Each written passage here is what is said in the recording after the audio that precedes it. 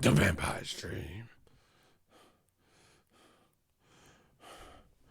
The Vampire's Dream.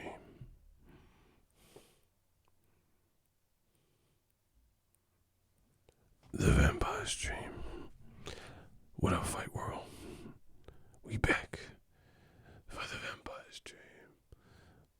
LJ in the Vampire's Dream.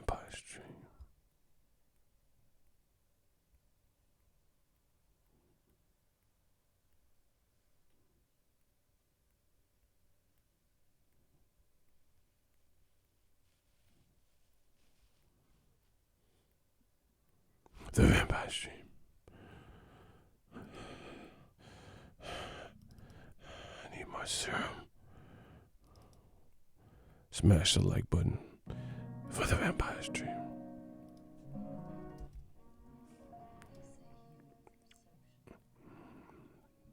The Vampire's Dream. 7 o'clock. Where the hell you live? We working. 1 second on the Vampire's Dream.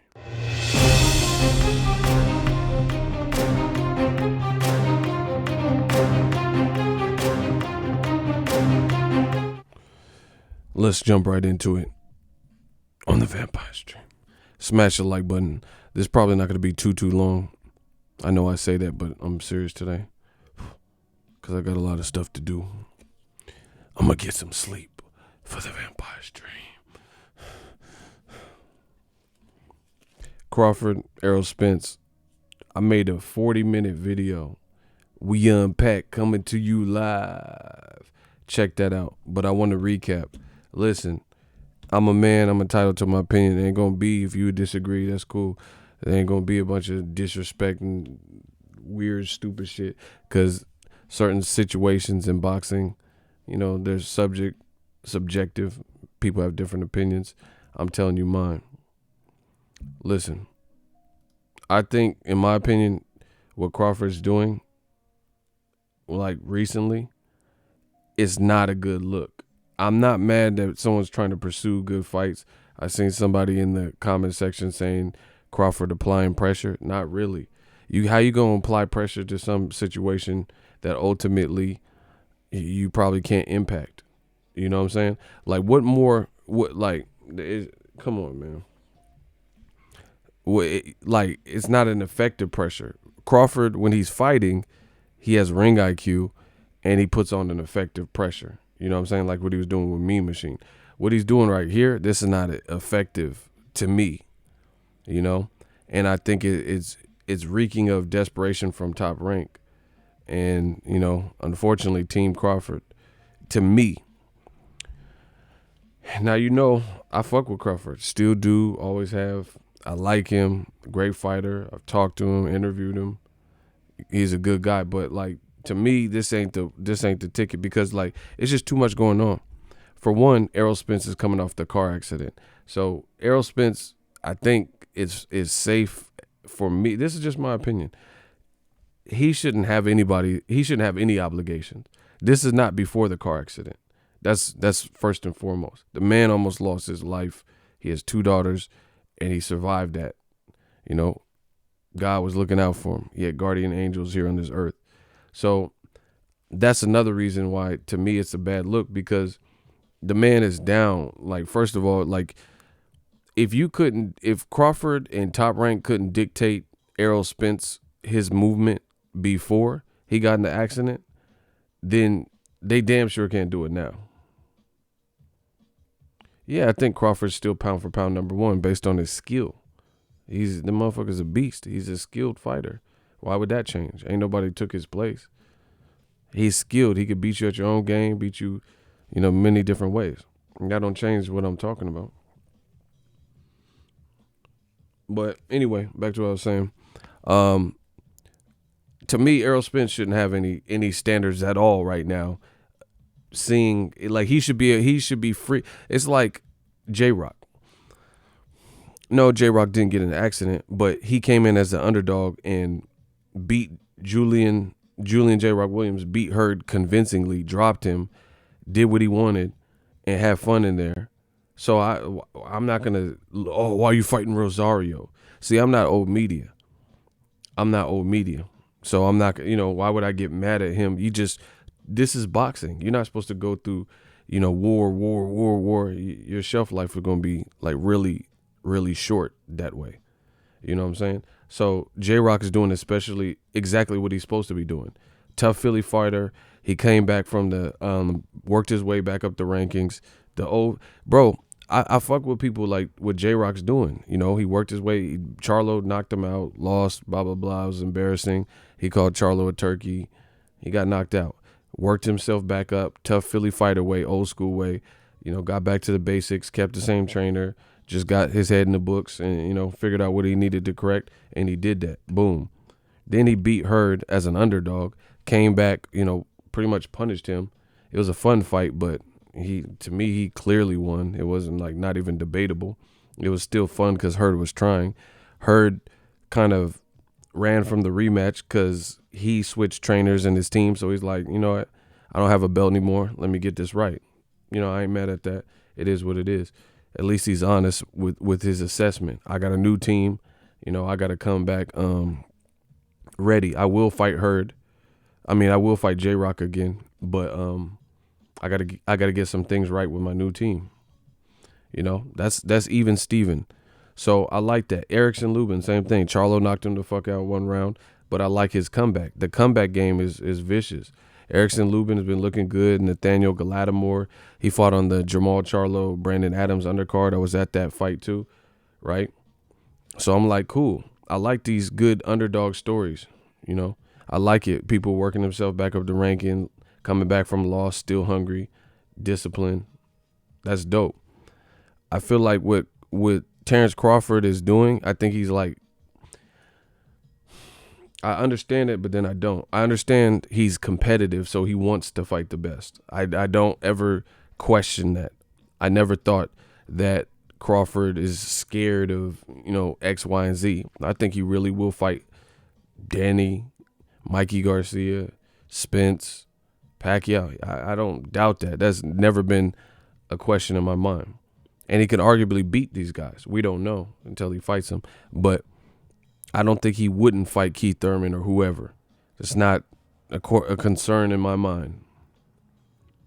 Right? However, I think it's misdirected anger and he's lashing out at the wrong people. He's lashing out like his buddy was talking about YouTubers and stuff. I don't know if any of it's directed to me because I feel the same way as some of the stuff he was going against, the friend or whatever. So I don't know. I don't care. But he's lashing out, him and his friend lashing out. Oh, he has something to say. His sister is saying stuff and she's in the mix and stuff like that. It's just, to me, it's not a bad look. Like I said, it's not a good look. For me, Errol Spence, he doesn't really have any standards because he got to just come back right. Because first of all, I don't want to see Spence versus anybody, top level if he ain't ready, because then that's not the same fight. So if he needs a tune-up, I'm going to let them decide that, because you don't really know until he starts sparring. What he has, PTSD or some shit. Who knows? So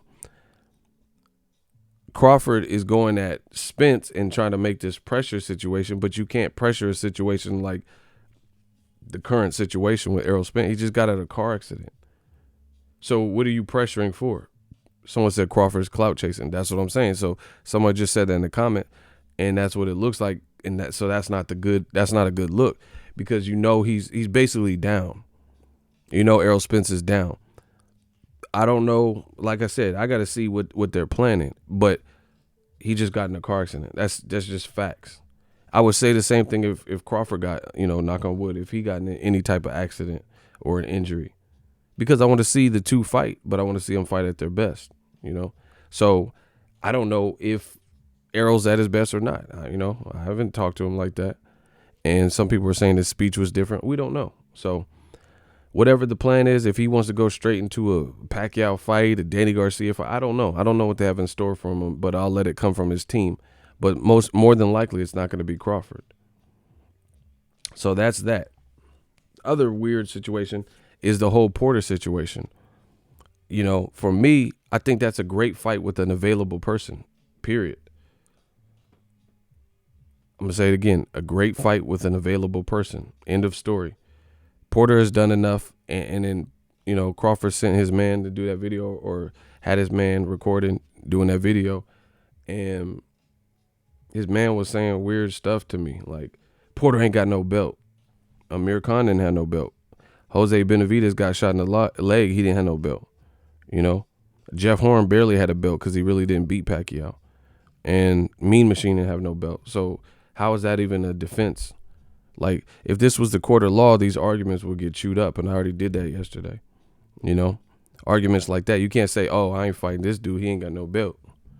But nobody you fought at welterweight really should have had a belt or had a belt, because even Jeff Horn, this is my opinion. This had nothing to do with Crawford. I thought Jeff Horn lost to Pacquiao. I didn't think he won that fight. Pacquiao almost melted his ass in the 9th round. So that's just that. Yet and still, I still gave Crawford, and still do give Crawford, credit for the guys he beats and how he beats them. So I'm not saying this to bash on him. I've always given Crawford props for his resume and his skill set. But the thing is, now it's getting to the point where I think Crawford is feeling the pressure, and he's at the end of his rope with the people that Top Rank can feed him. So now the frustration is mounting. That's why it's all coming out like this. Like, Crawford, he's not even necessarily the most animated vocal guy in general. He's competitive, yes, but he's not, go on Twitter and like start going crazy. But now we're seeing that. And I think that's pure frustration. I think Crawford is getting sick of people saying, why don't you fight Porter? Who and you going to fight someone? Those types of things. I don't understand all the BS that the friend was talking that didn't make sense. I mean, he was saying some weird stuff to me. Like, he said Mikey ducked Lomachenko. When did Mikey get offered Lomachenko? Who believes Mikey wouldn't have fought Lomachenko? Mikey didn't want to fight. He didn't want to wait because he knew Lomachenko's team wasn't trying to fight him. So he said, fuck it, I'm going to fight Errol Spence. Yeah, that wasn't a good representation of an argument. He also, hated on Errol Spence, saying that we know them was Mikey fans. So yeah, Mikey has 47,000 fans by himself, 50,000 fans by himself. It's not the case, because I was there. There wasn't just Mikey shirts and hats, bro. I seen it. If anything, it was equal. It was probably greater for Spence. I'm telling you, I'm being honest. I was there, bro. I was there. And the fight took place in Spence's state. I don't know why. I don't know how far exactly Dallas is from Arlington. Probably a couple hours or whatever. But I don't know why dude felt it's inconceivable that Errol Spence brought out people in his own state, just because it wasn't actually in Dallas. That don't mean, you know what I'm saying? Like, I'm sure if the Charlos fought in Houston, if the Charlos fight in Dallas, people from Houston will still go out there. It's still their state. You know what I'm saying? So that was weird. It's 15 minutes away. 45 minutes to an hour. Oh, see, then that's even worse. I thought it was like San Antonio distance, or like 2 hours, 3 hours or something. That's even worse. If you can get there in 45 minutes to an hour, then Dallas came out. Dallas is 10 or 15 minutes. See? Oh yeah, the Dallas Cowboys. Oh yeah, never mind. I'm tripping. No, actually, yeah, I'm tripping because I stayed in Dallas. I didn't stay in no motherfucking Arlington. Yeah, I'm tripping. I stayed in downtown Dallas. See, what am I talking about? Bro, it's late. The Vampire Street. Yeah, I forgot. I didn't even stay in Arlington. My hotel was in Dallas. So yeah, it didn't take that. We rode a bus. And the bus is probably slower than the car. They chartered us out a bus. See, that's what I'm saying. So the dude's trying to say that all of them was Mikey fans. A guy from Oxnard, California. You know, so that to me that was hate. But anyway, back with this Crawford thing. It's just ultimately Crawford Crawford ain't gonna be able to he's not gonna be able to pressure this situation. What is he gonna do? Get people talking and making videos? Then what? Still don't give you the fight? I mean, Wilder, look at how much, what else could Wilder do to get the Joshua fight? He did everything, you know, minus going up to Joshua and, you know, physically hurting him or some shit. You get what I'm saying? So Wilder still ain't fought Joshua, right? Am I right?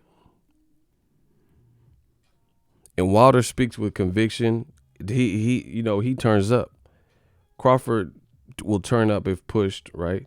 So all that turning up Wilder did, you know, to get Joshua, he still ain't fought him, right? Shout out to South Africa. Joshua still didn't man up and fight. That's a different situation, but I'm just saying he still didn't fight him, right? So what does Crawford think he's gonna do in this situation? You're gonna get people talking and people retweeting, and then what? You still don't got the fight. If anything, you could make it worse where they really like freeze you out. I'm just telling you the harsh realities of this game. Where they were like, all right, okay, you doing all that, you and Tim Bradley, okay. Then they could shut you out longer. The other thing why I feel is misdirected anger. Julian, appreciate you. The other reason why I think it's misdirected anger is because where is this energy for Bob Arum, Todd DeBuff, you know, Carl Moretti, Cameron Duncan, ESPN, Mark Kriegel, you know, Joe Tessitore, and all these people? That's what I'm not understanding. Where's the energy? Like PBC they don't manage Crawford, they don't manage Joshua, they don't owe them guys nothing. You know, you can but they owe it to make the fight. No, I'm just telling you, this is business. Because Matchroom didn't make a fight with Wilder. Matchroom didn't make Triple G versus Charlo. Golden Boy didn't make Canelo versus Charlo. So this is what we've been accustomed to in boxing in general. They've done a handful of fights, intertwined fights.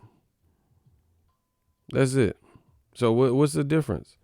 It's not like Eddie Hearn made Triple G versus Andrade. I want to see Charlo versus Triple G more than I want to see Charlo versus Andrade. Because I want to see who wins the battle of the jab, and I think it'd be more of an action fight with Triple G and Charlo. They ain't made that. So what are we talking about? What are we talking about? So it's like you got to understand who you sign with and make it make sense for you. The fact is, Top Rank, I've said this for a while, they're a great company, but I feel like they don't manage black talent the same way as non-black talent. It's like they almost don't know what to do with black fighters. Name a black fighter that Top Rank has, or Golden Boy, or DAZN, that's more popping than Tank Davis. You know, and I'm talking about appeals to kind of like hip hop in the urban community and what you would consider black people. You know what I'm saying?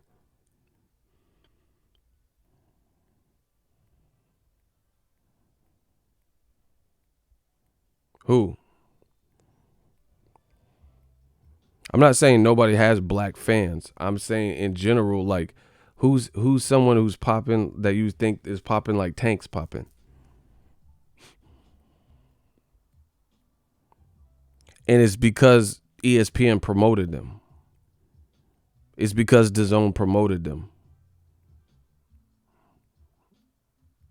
Yeah. Once again, I make a point. Y'all can't say shit. Name a top ranked fighter as popular as Adrian Broner. That's what I'm saying. That's like there's I can't think of nobody. I can't think of nobody. Okay, and part of it is Broner's a good self promoter, but PBC actually put emphasis on Broner. You know, putting the mic in front of him and letting him go. Like there were situations in press conferences, people let Broner go wild, Wilder, shit like that. That's what I've always said. ESPN and Top Rank, they don't really seem to know what to do with the black fighters. Okay, I'll prove it. Watch. Now I gotta destroy y'all. New media. This is what I was built for. Let's get it. All right, look. Smash the like button. Watch this. Let's play a little game. Smash the like button. The king is back. All right. ESPN promotes black fighters. Great, right? Top Rank and ESPN. Okay, cool. Let's play a little game. What was the first fight where you started paying attention to Terence Crawford?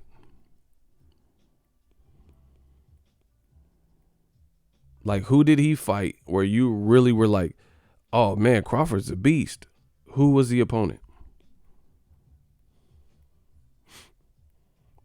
What was the fight that put him on the map? Come on. Gamboa. The first answer. Exactly. That's the first fight that people really were like, this kid could scrap.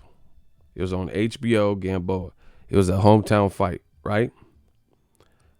Gamboa, he really got it popping for himself. What year was that? Somebody, we gon' man, watch me catch a body. You gonna see. You gonna see how I do him. Watch me catch this body real quick.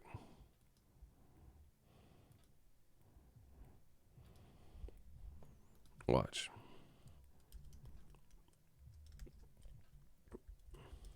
Okay, y'all looked it up. 2014. All right. What year is it now? Come on. So people looked it up. That fight was in 2014. So a year after Mayweather fought Canelo. It's 2020. So that's been 6 years. It's been 6 years since the Gamboa fight. 6 years a slave. Look at that. Bro, it's been 6 years, right? Watch this. Watch. I'm about to do them greasy. I'm about to do old media greasy. Watch this. They promote black fighters the same? Okay. What year did Lomachenko turn pro? I watch it. Bro, I promise I'm going to catch a body. You're going to have to call for... Want to hear the song Body? No. Hold on. Let me turn this Alexa shit on. Bro, this is off the cuff. This is off the cuff, off the top. I didn't do no pre-research, but I know boxing. If there's one thing I know boxing. All right, so the Gamboa fight in 2014 was when people really started fucking with Bud and like taking notice to him, right? All right, cool.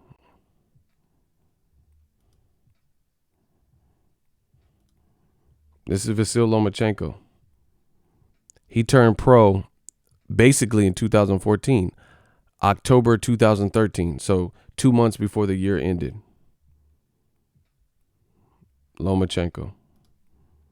So Bud had already been out because he beat Bradis Prescott.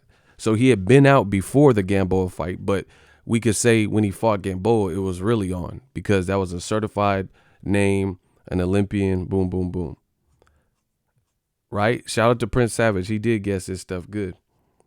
So Bud fought Gamboa in 2014. You said Top Rank and ESPN promote black fighters the same way. Lomachenko turned pro in October of 2013.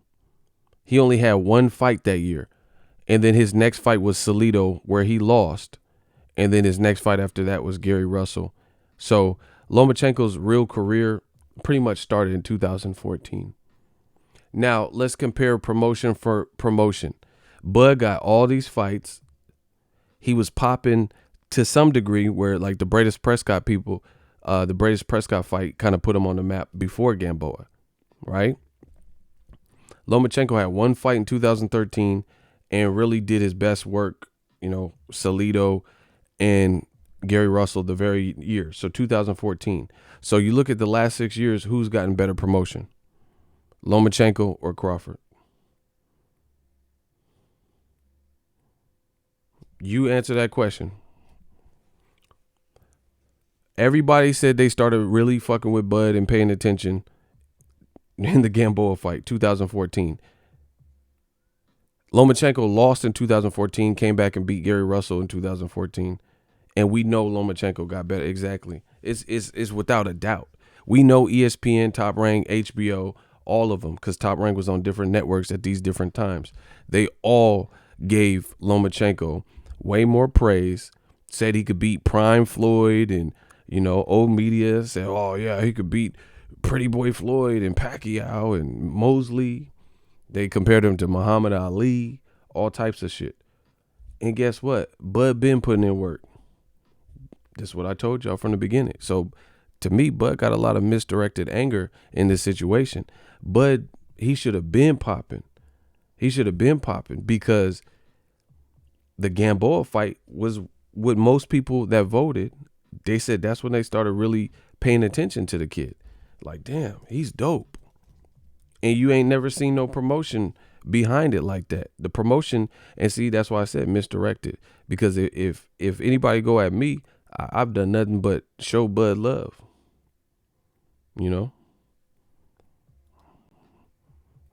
But we ain't done enough. Y'all want to see more bodies? Well, I'm like Monster Truck. Call me Gravedigger. Boom. Tank Davis, 25 years old. Oh, that's right. He turned pro in 2013. 2013. And look what Mayweather has done with him. People started really, he was on the James DeGale, which was a great card, by the way. James DeGale card with Badu Jack. And that wasn't until 3 years later, bro. That wasn't until 2017. And from that point, that's when it really started popping. He's been on the Mayweather McGregor card with this guy, Francisco Fonseca, who Ryan Garcia 3 years later is going to fight. He beat this guy by stoppage. I was there. Jesus Cuellar, former champion, formerly trained by Robert Garcia. He knocked him out easy work on the Broner Vargas card. People was fucking with Tank. He came out to Michael Jackson Thriller on this card with Hugo Ruiz and had a crazy ring walk. Then he had a Baltimore hometown fight that was sold out against this guy. I was there. He knocked him out pretty much out of the clinch. And then he just sold out Atlanta, basically. He was in the Atlantic Hawks State Farm Arena. So look at how Mayweather Promotion, Al Heyman, are moving Tank Davis, who just turned pro in 2013. Crawford didn't turn pro in 2014 when he fought Gamboa because he had already had mad fights. The Gamboa is just where Crawford turned pro in 2008. I don't know exactly when he signed to Top Rank, but the point is, they never, ESPN, Top Rank, they have never promoted him like Tank is getting promotion. And that's what I've always said. When it comes to black fighters, Top Rank, I haven't seen the same. Look at Shakur Stevenson. The kid is dope, clean cut, dimples. He could scrap, a U.S. Olympian. They talking more about Xander, the Puerto Rican kid, who just turned pro, 16 years old. They talk more about him than Shakur. They talking about Mick Connellan. Mick Connellan already walked out with Conor McGregor on St. Patty's Day weekend. I was there. in New York. That's what I told you. See, they don't put, a lot of people don't put emphasis on he said, why is new media this savage? Bro, I'm just telling you what it is. They don't put emphasis on, they being some promoters and shit, they don't put the same emphasis on black fighters. You got to do it yourself. So, like I said, to me, Crawford, some of his anger is misdirected because HBO, they Max Kellerman would say some good things and stuff, but they never put him on like that. They never uplifted him like no motherfucking Chocolatito and Triple G and, Canelo to a degree and Kovalev.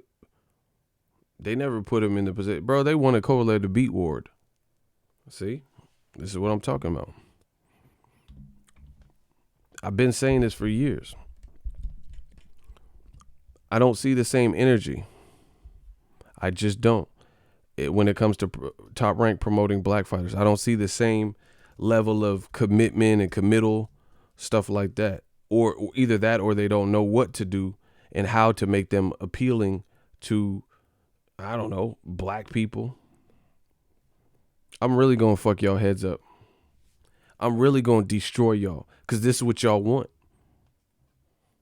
But wait, there's more. Watch this. I promise you. I'll end the stream right now if I don't catch a body. Watch this point. You guys just told me, this is all off the top of the dome because I know what the fuck I'm talking about. You guys just told me the fight where you really started to fuck with Crawford and pay attention to him and be like, man, this kid is nice. He can fight. He can scrap. Y'all said it was in 2014. So even though he had already fought people, like I think he fought Beltran, he fought Bradis Prescott. That was before, Ricky Burns, I think was even before. So he had been out and doing nice stuff even before that. But you guys said the Gamboa fight where that was a hometown Omaha fight or war, whatever. And that's where you really started taking notice. That was in 2014. And I'm telling you that I don't see the same level of energy and promotion when it comes to black fighters with Top Rank and ESPN and HBO when they were out, blah, blah, blah. Now, if I don't catch a body, I'm going to end it right here. Watch this. That was in 2014, Crawford fought Gamboa. Brilliant, beautiful, classic fight. Gamboa came to scrap. To me, it's Crawford's toughest fight. That was in 2014. There's this kid, you may have heard of him, who's now a champion.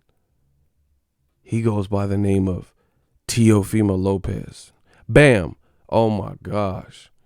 He got 15 fights, 12 knockouts, and he turned pro in late 2016, so almost 2017.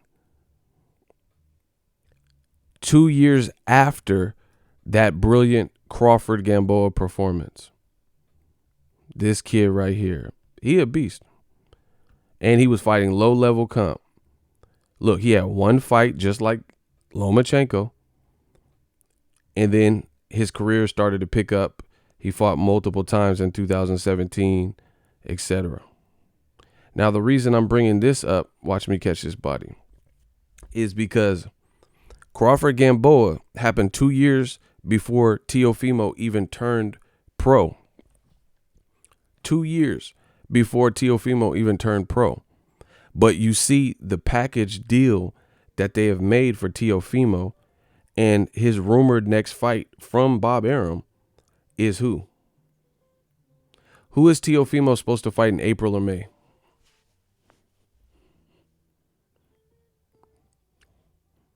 Yo, I'm not black, but I must agree with you. Mayweather, prime example why you promote yourself. Facts.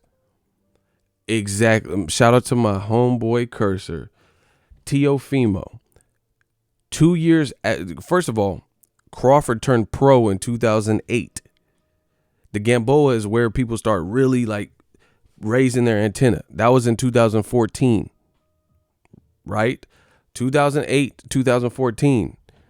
Somebody do the math. So how long did they have again, I don't know. I'm not even going to say that because I don't know exactly what year. He might have had a smaller promoter. But 2008, he turned pro. He had a classic performance by 2014.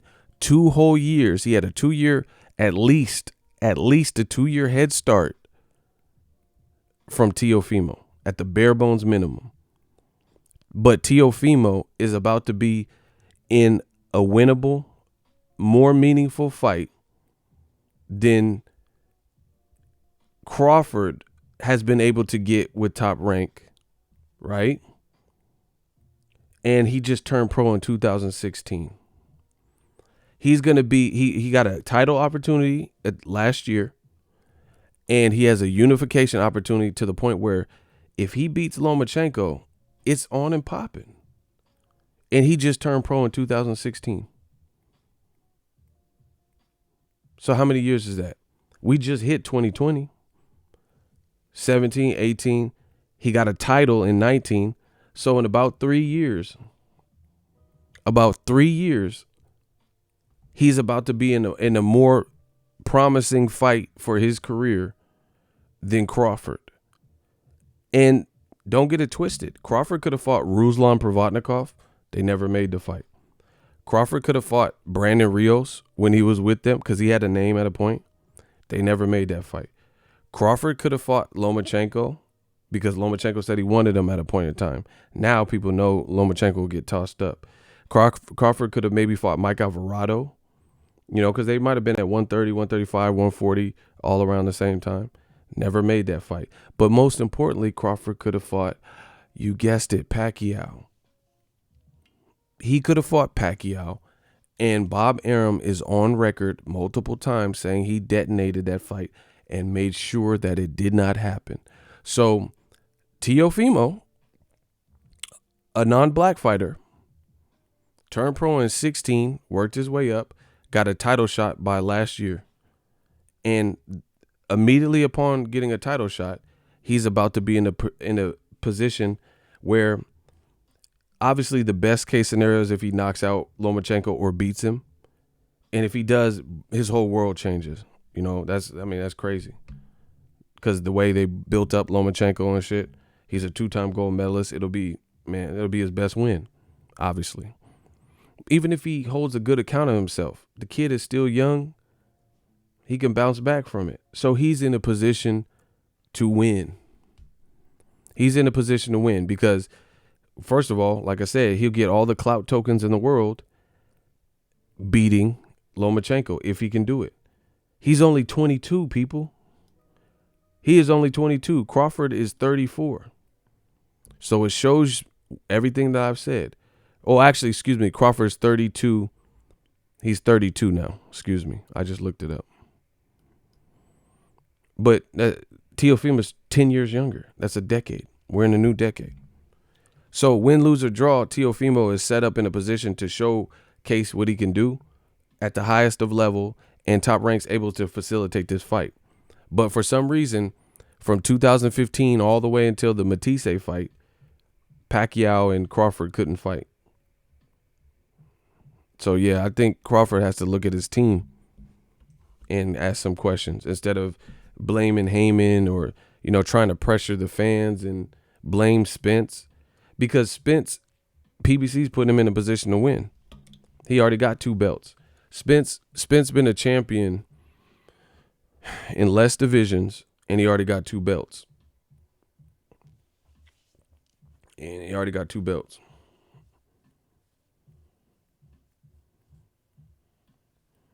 So that's just the cold, hard reality.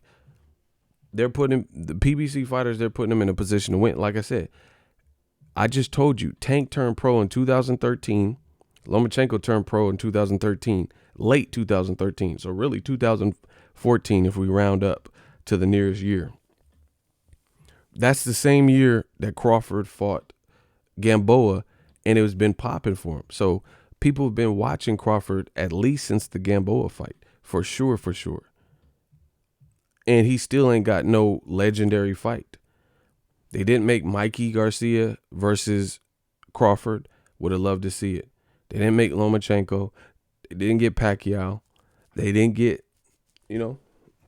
no top type of name with a big brand that would take Crawford over over the top.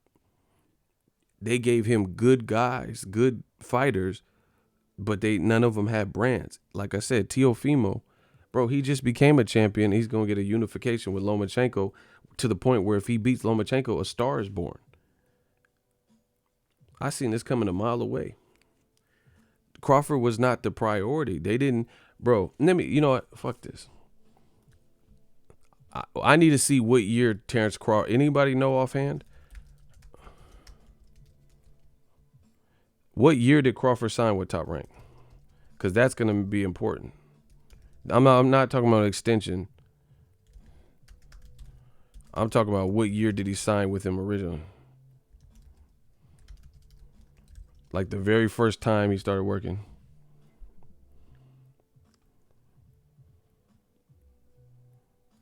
When did they pick him up? Somebody needs to find. Man, I don't even know how you look that up.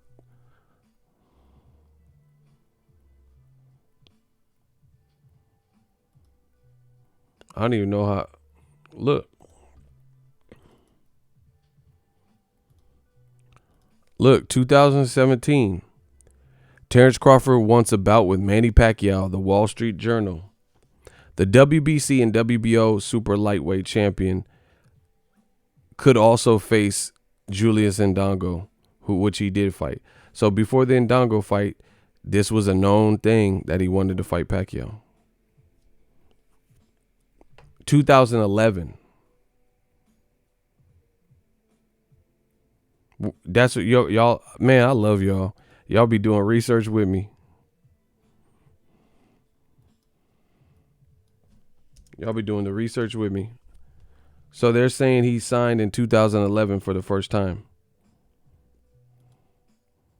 I don't know how y'all pulled it up because I'm trying to pull it up to show y'all, but that sounds about right. Let me see when the Bradis Prescott, because I know he was with Top Rank because he was with Cameron Duncan. Yeah, Bradis Prescott was in 2013. So that sounds about right. Probably 2 years before that. How did y'all find that out, though? Cursor. Oh, my gosh. My man Cursor be working. Hold on. Oh, you were on Bing.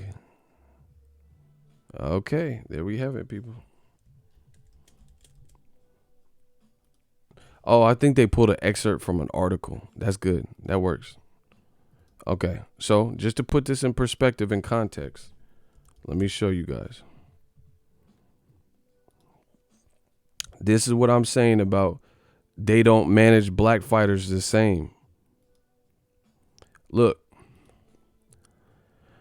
Crawford, who originally signed with Top Rank in 2011, has since captured world titles in 3 divisions. Look, 2011. That's what it's saying. Crawford originally signed with Top Rank. This is Top Rank's website. Perfect. Boom. We got action. See that? This is on Top Rank's own page. So, look, Top Rank. This is Top Rank's actual website. It says he originally signed in 2011. See? Where? Look, Crawford, who originally signed. You see that? Boom. Boom. Shout out to my man Cursor. Y'all see it. So basically, he's been with Top Rank for a decade. Because it's 2020. So roughly a decade. Because it's a brand new decade. 2010 would be an actual 10 years. You see where I'm going? He been with Crawford. So he had a career before Top Rank from 2008 to 2011. So 8, 9, 10, and then 11. So he was like a pro with somebody else, a smaller promoter for 3-4 years. Signed with Top Rank at some point in 2011. That's when they picked him up. They've had him almost 10 years. And he never got to fight Pacquiao. You see? 10 years. They had him almost 10 years. Meanwhile, they've had Teofimo, who only turned pro. What did I say? What year did he turn pro? 2016, was it?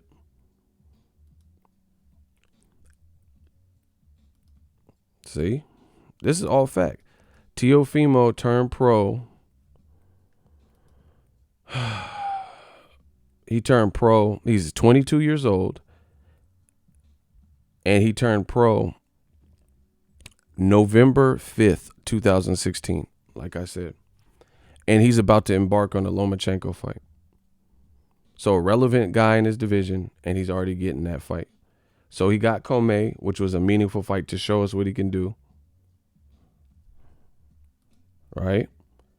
And then immediately after Comey, because they're trying to build him a star, he's going to fight Lomachenko, and then it's going to be a good win for whoever wins. This is facts, people. So, you know, this is a business decision that Crawford has made. Tank he been around since 2013, and now he's worked, you know, trusted Al Heyman and Mayweather promotion, and now he's in Atlanta headlining. Like, so he's not from Atlanta, he's from Baltimore, and he's already headlining. Tank just posted yesterday that his next fight's going to be on pay-per-view. Crawford's pay-per-view with Khan did miserable. They said it did 100, 150,000 or something. So this is like politics and business. This is why people say, "Hey, why you signing? Why you re-signing?" Listen, I don't have nothing against Top Rank, but like I said, when it comes to black fighters, they don't get moved the same. Black fighters have tremendously tough schedules with Top Rank, different than Lomachenko. Lomachenko got some Jason Sosas and fake Pacquiao looking motherfuckers in Macau, China, and you know, some lighter touches that he's really supposed to beat, like Pedraza. All of his fights ain't been like that. But guys like Tim Bradley, you know, Captain America or whatever he's trying to be for Top Rank and ESPN, you know, Company Man of the Year, he had to fight Pacquiao 3 fucking times. Bro, he got fed to the wolves. He had to fight Casamayor. He had to fight Devin Alexander. He had to fight Diego Chavez. Just rough, dangerous type fights. Jesse Vargas, he almost got knocked out. Ruslan Provodnikov tried to knock his teeth in like Casanova, you know? So that's why people are questioning it, you know? What black fighter has Top Rank made into a recent superstar? Same thing with Golden Boy. See? Same thing with DAZN. Name one black. You know, and people are, oh, it's not about black or white. Shut the fuck up. Answer the question. Name one black fighter that Golden Boy, DAZN, or Top Rank has made into a superstar in recent memory. Don't say Floyd or some old ass shit. And Floyd he became a bigger star after he left Top Rank. Who the fuck is Anthony?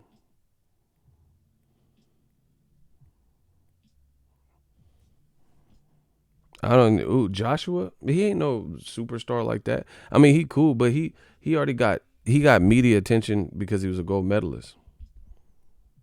Okay, who else? Because I don't even think Joshua, bro, he's not even he's not really a star. He's big. People know him and stuff like that, but he's not big in America. Put him in Texas and see what type of numbers he would do without robots and buying tickets and scalping all that shit, bro. Put Joshua in fucking Compton. Put him at the Forum. See what type of number, bro. He wouldn't cut his hair for weeks and shit. Man, come on, bro. They never made him a crossover sensation. Stop. Who else? So I named 3 promoters, and in the last like 5-8 years, y'all can't name one black fighter that they made into a superstar. Like somebody, or you see him like they're right upon superstardom. Man, come on, bro. But anyway, back to Terence Crawford and Top Rank, since y'all can't answer none of these questions. The bottom line is that's why people were like, hey, you should explore your options, things like that. His man on that video was saying, oh, we ain't got to sign to Al Heyman. You don't have to do anything. You don't have to sign. People online saying like blacks need to stick together, so you have to sign to Al Heyman. But if there's action with Al Heyman, it's easier to facilitate the fights that you want for legacy, then maybe you explore that option. That's all I'm saying. But to each his own. Crawford's his own man, Bomac. They can decide what they want to do. If they don't want to sign to Al Heyman, that's up to them. When they're a free agent, if they don't want to explore that option, then that's on them. But this is the current predicament that you're in. You don't have you boxed out, you X'd out.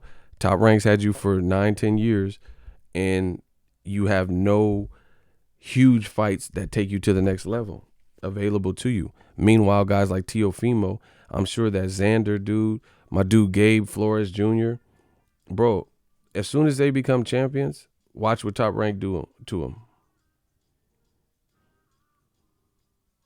My dude Gabe Flores Jr., if he becomes a champion, watch him start selling out Stockton. Stockton is like right up the road for me. NorCal shit. Watch how they start doing it. Watch how Top Rank start getting busy. If Jose Ramirez, let's say, beats Josh Taylor, watch Top Rank start getting busy with him. Start putting him in Fresno and moving him to LA and shit. That's what I'm saying. They don't move the black fighters the same way. You know, Mick Connellan, his pro debut, he was walking out with Conor McGregor on St. Paddy's Day in New York, where there's a lot of Irish people.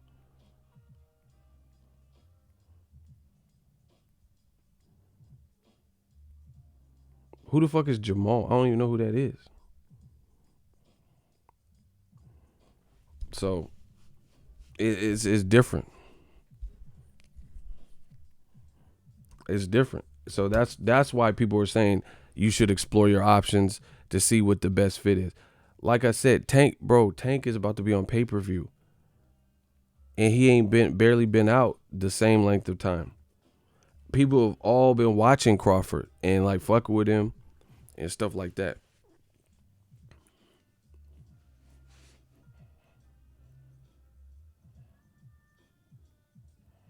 Since at the very least, Gamboa, but even before that with like Bradis Prescott. And like I said, they haven't put him in the positions for the big opportunities the same way. When Crawford fought for Undisputed, I was there. It was in Nebraska. It was in Lincoln, Nebraska. It wasn't even in Omaha. I don't know why. I don't know if Omaha was booked, but it's an hour away from Omaha. They didn't put him in like where he could make history in Vegas. They put it in Nebraska. Because I guess that's where they're like, with an opponent like this where he'll do the best. You know? So these fighters got to, they got to manipulate they got to play the game. That's all I'm going to say. They got to play the game.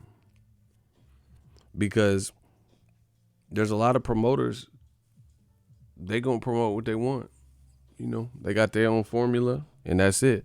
So if you sign a Golden Boy, just know that they probably looking at the Latinos and the Hispanics, and they're going to promote them before you.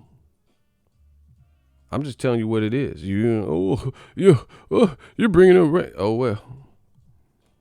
If you sign a Golden Boy, just know the Latinos and the Hispanic, that seems to be their focal point. So if that matches your criteria and that's what you're going after, then sign the Golden Boy. If you sign a Top Rank, just know the people who get managed the best and like promoted the most seem to be pale-skinned, complexion for the protection, Eastern European or similar, maybe Mexican, maybe Puerto Rican. And if you black, then you're going to be lower on the totem pole with the additional coverage. Same thing with ESPN. ESPN ain't going out of their way to promote niggas. You know what Jay say? So this kind of applies to Crawford. He said, fast nigga, let it nigga, skilled nigga, still nigga. Bro. Boxing nigga, skilled nigga, still nigga. So just get used to that. By far, PBC has the most diverse action. I think DAZN's pretty diverse too, but I think they just a clusterfuck. They just diverse because they don't have. They just gotta get whoever they could get. So I think DAZN a little bit diverse because Eddie Hearn got these motherfuckers from UK mixed with, bro. There's just a hodgepodge of smorgasbord of some random shit. You know what I'm saying? But I think PBC is the most purposefully diverse. DAZN, they just trying to get whoever the fuck they can get. Jake Paul, Logan from X-Men, Jean Grey. DAZN just be trying to get whoever, bro. Punky Brewster, Jack Frost, Michael Keaton. Like, come on, bro.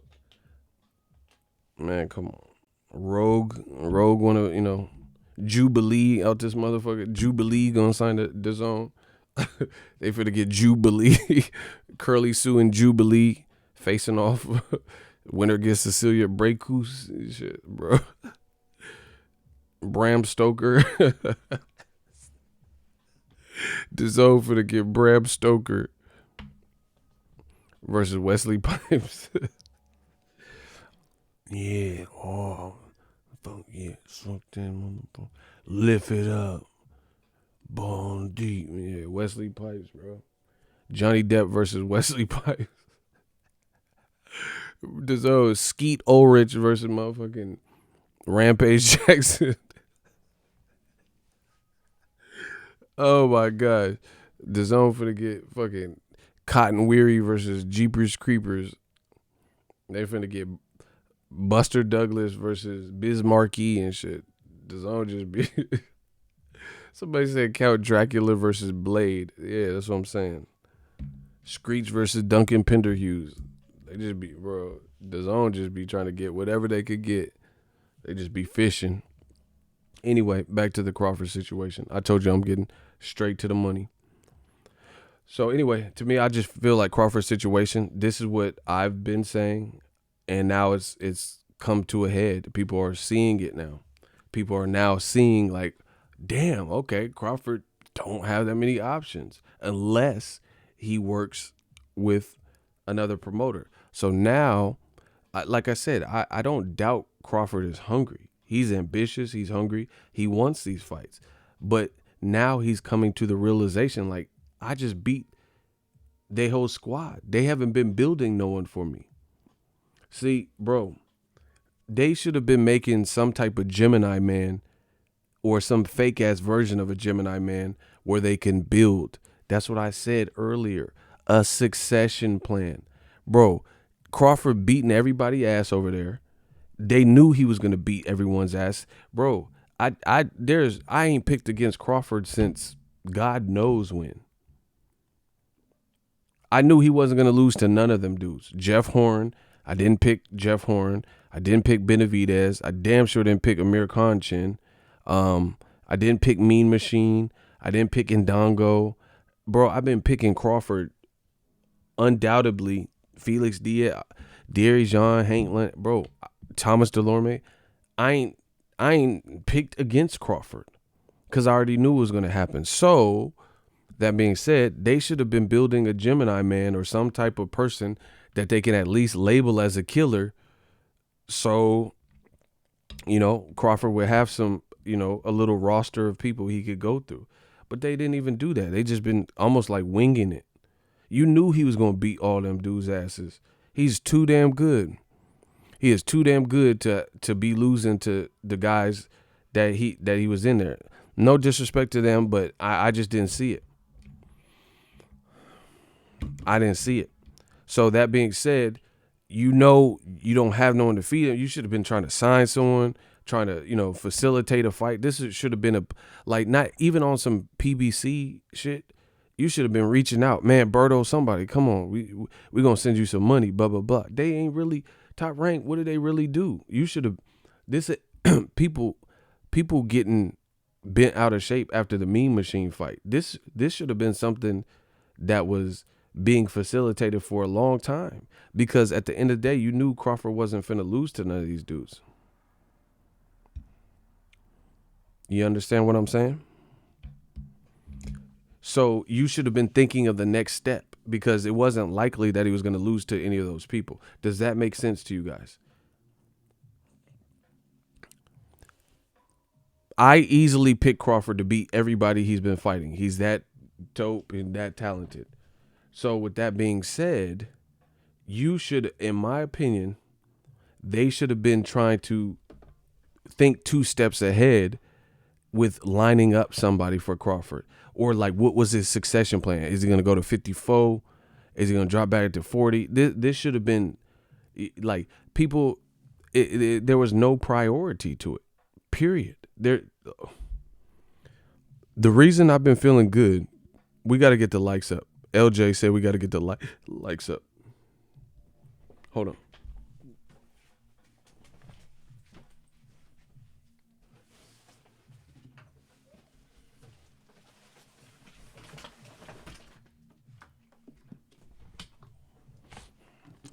Almost fucking fail and shit.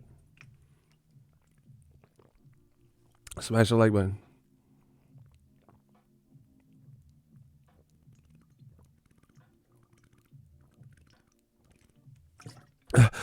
Smash the like button. Anyway, the bottom line is knowing how good and how special Crawford is, they should have been trying to facilitate something for him. You understand what I'm saying? They should have been thinking 1 to 2 to 3 steps ahead, knowing that the guys they were matching Crawford with probably weren't going to beat him or produce types of fights where it would lead to a sequel. You get what I'm saying? Like, and that's the other thing. Crawford is so good. None of his none of his welterweight fights or even 135 fights, or excuse me, 140 fights, none of them warrant a sequel. He hasn't been pressed and pushed to the point where any of those warrant a sequel. I'm one of your biggest fans, Eagle, The Art of War. Much love. Appreciate you. So that's another thing. Errol Spence, he had a great fight with Sean Porter. That can do a sequel. Danny and Sean Porter, that could be a sequel. Sean Porter and you guys, that could be a sequel. You know, Danny and Keith Thurman could be a sequel. Sean Porter and Keith Thurman could be a sequel. Pacquiao Thurman can be a sequel. You see what I'm saying? Terence Crawford, his echelon of competition, he's clearly better than. So it's no need for a sequel. I don't want to watch Crawford and Jeff Horn. You know, why would I want to see that again? Jeff Horn, he got stopped since then. He's at a different division. It don't make sense. I ain't seen Benavidez fight since the Crawford fight. I don't want to see a sequel to that. So, once again, this is your team. They should have been facilitating what the next move was. It's like Crawford is like almost like a kid that wants to go to school.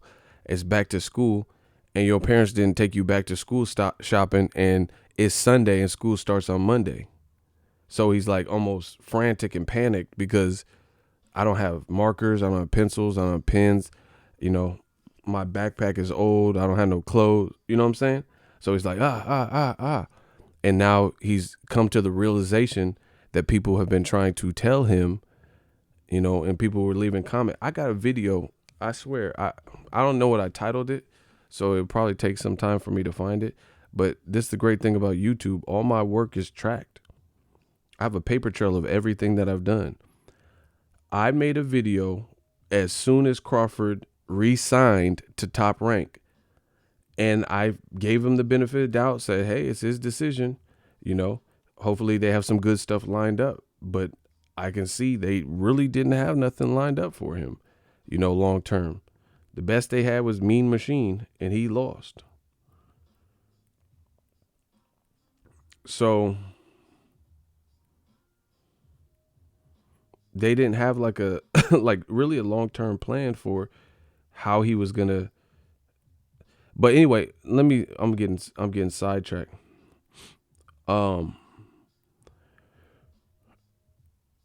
Crawford, when he signed the extension, I definitely made a video about it, right? I made a video about it, and people in that particular video, I wish I could find it, bro. I don't know what I titled it. But anyway, people in that particular video, they said, oh, this is dumb. Crawford is foolish. Why did he sign?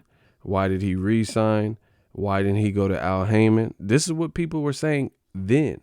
And I want to pull it up because I want to see how long ago it was. Because it was a long time ago when he... Somebody tell me, look, cursor. When did he re-sign with Top Rank? When was that article you sent me? Because that will put me in perspective. Because I don't know what the title is.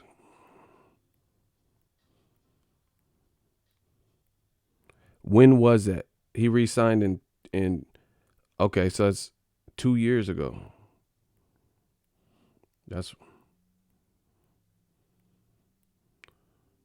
I'm trying. I know what I even remember, like a picture I used in the thing, but I'm not seeing it.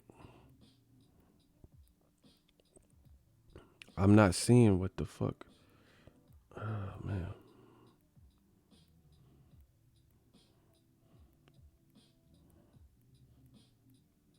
Man, I don't know why I can't find this video.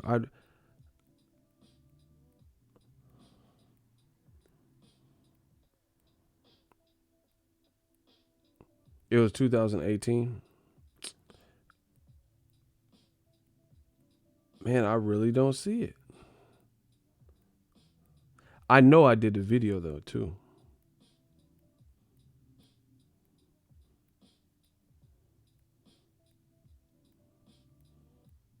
See, look, I'm seeing all kinds of old videos I did. Look. See, and this is another thing. Here's another thing. Look, this is an old video I did about Crawford. Man, so I've been covering all this stuff for y'all. All right, look. It says heated Terence Crawford goes in on Danny Garcia. Look, 51,000 views. That was 3 years ago. 3 years ago. That was 3 years ago, and he still ain't got no name like Danny Garcia. You see what I'm saying? He said you promote him more than Top Rank. Facts. And that's with a lot of people, you know, where I like told you boxing is like a small man. What? This is pissing me off, bro.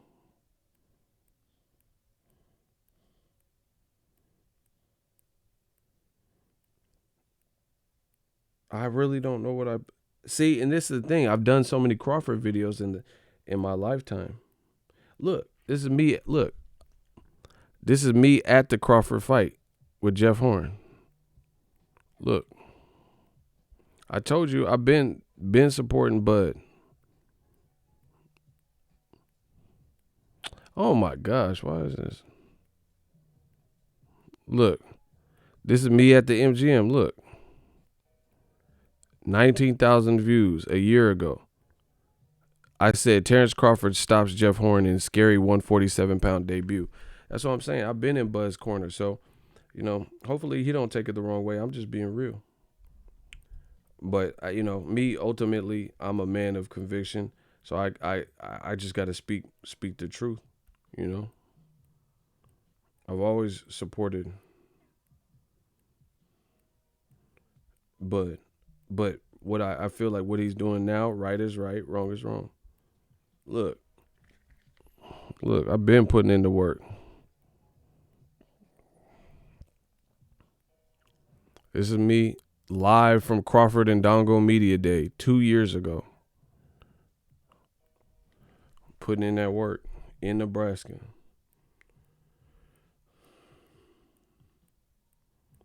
I really can't find what this video is. I'm finding all type. See, bro, I put in more. I made more fucking Bud videos than probably anybody. Teddy Atlas says Lomachenko's number one over Andre Ward and Terence Crawford. See, I justify. I went in on that because what's the name? Teddy Atlas said all that weird shit that Loma was better.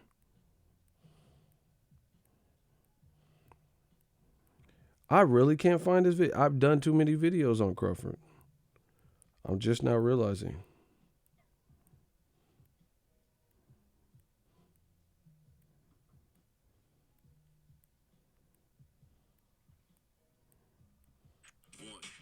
The Super Chats channel late August, early September. You have Terence Crawford moving up in June, and you also have let me clean up my side of the street. Basically, I'm saying my side of the street. You know, Al Heyman is Showtime. Let me clean up my side of the street, and I'll come over there and take up that side of the block too.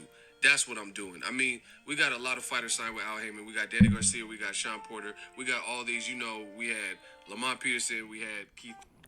This is a video I did where Spence. This was in May 31st, 2018. Spence said he's gonna clean up his side of the street. Oh, I just found. Hold on, I think I found it.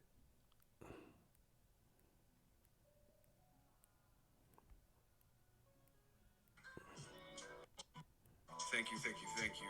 Yo, the people, I work for y'all. Hey, did a video about it. You, my homie, Ego. Shout out to.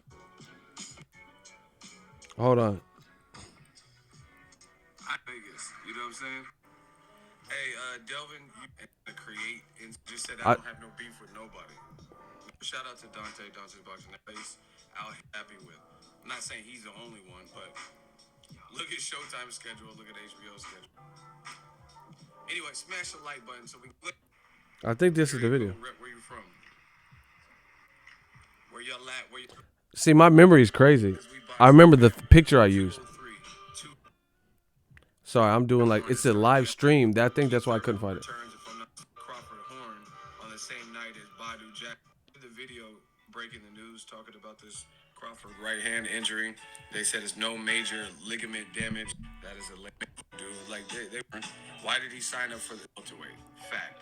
So the man had all the belts in his previous division. Oh my god. These guys signed up for fights they were scared of. Hey, that's I think black fighters is because people a lot of times the hater fans that he was ducking because that's I think this is the video. Certain people or certain fighters or certain is getting the red carpet treatment. Oh, hold on.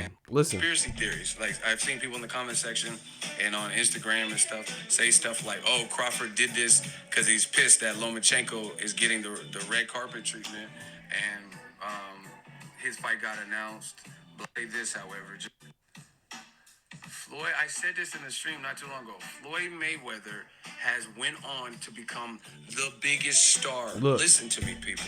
Yo, get the likes up. If y'all want to hear this point, can I get a hell yeah? And let's get the likes to 150 likes. This is an old video. If y'all want to hear this stuff, y'all got to work with me, people. Let's get the likes to 150 or very close. And can I get a hell yeah in the comment section? I got to see that you guys are engaged. But if you want me to break it down, then show that love. And I'm going to explain how Bob Arum could potentially make a similar mistake that he made with Floyd. Listen. But if you want me to break it down, then show that love. And I'm going to explain how Bob Arum could potentially make a similar mistake that he made with Floyd Money Mayweather. Easy as work, right? I'm gonna break this down. I agree. He's the undisputed champion. Oh my gosh! Like I said, y'all work with me. I work with you. You haven't dropped your like. Mayweather has went on to become sports in general, but we'll use boxing specifically, the biggest star in boxing history in terms of lucrative live gates, the amount of houses and assets he met him and Derek Humble.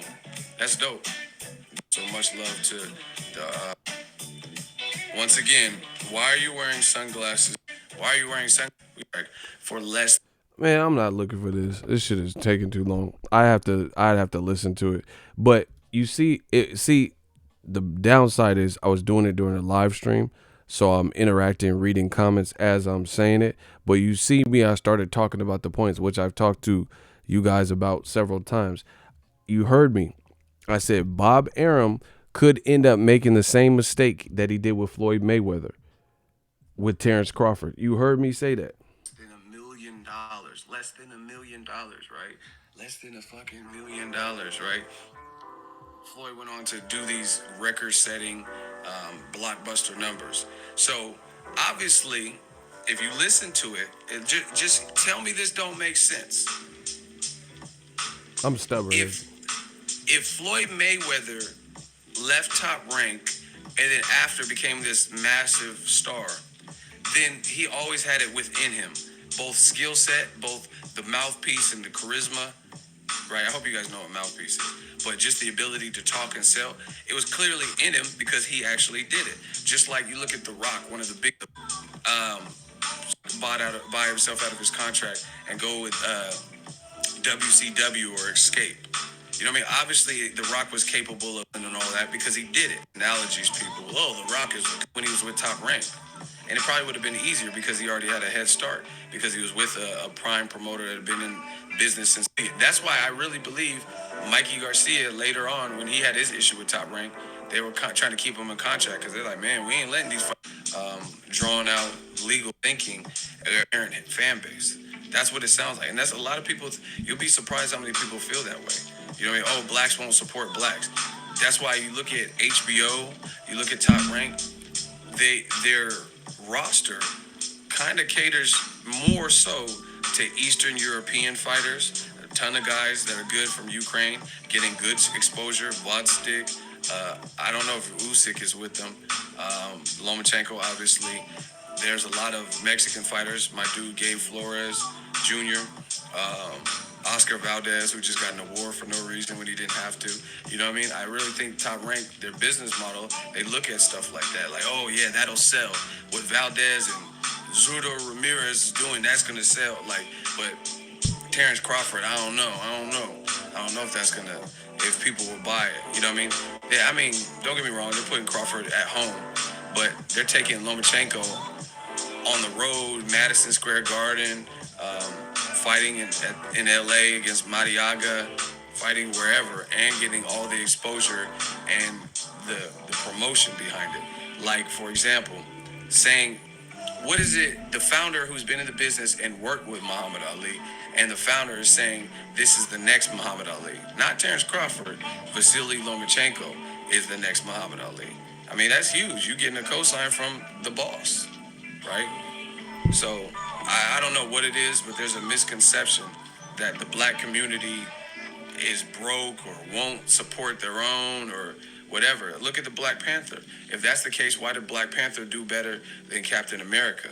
And this is our society. That's why you have people like Abel Sanchez saying what he said about black fighters and they don't sell.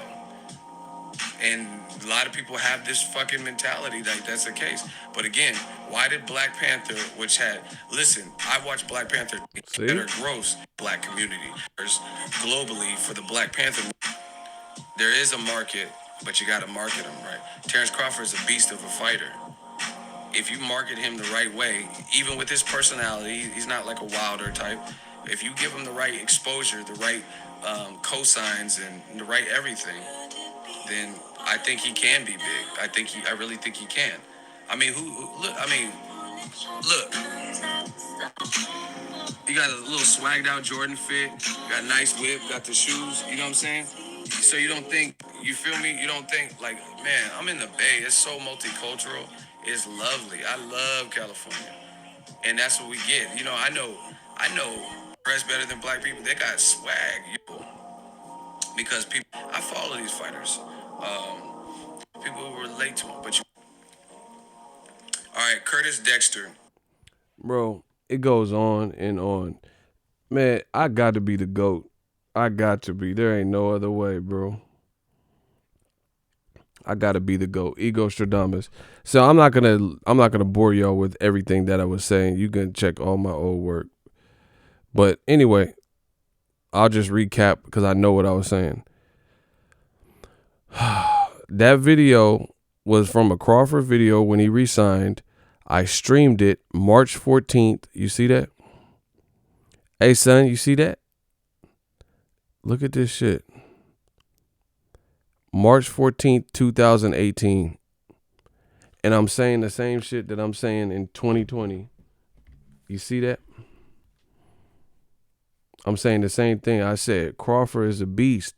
he should be getting prime exposure. But they keep marketing Lomachenko like he Muhammad Ali and he the best and won't. Bro, 2 years ago, I'm predicting shit that's happening now. 2 years ago, I gotta be the GOAT. It's it. It's settled. So everything I'm not, bro. I don't feel sorry for Terence Crawford. I love Bud. I respect his fight game. I don't feel sorry for him at all. Because this with me and Ego's Army and other people had been saying for the longest. That's why you got to look, read the fine print, see what's popping and see what works for you. I've been making the suggestion again. Motherfuckers act like black people won't support other blacks or they're cheap or on welfare. I don't know what the fuck. The Black Channel. I don't know what the fuck y'all think it is.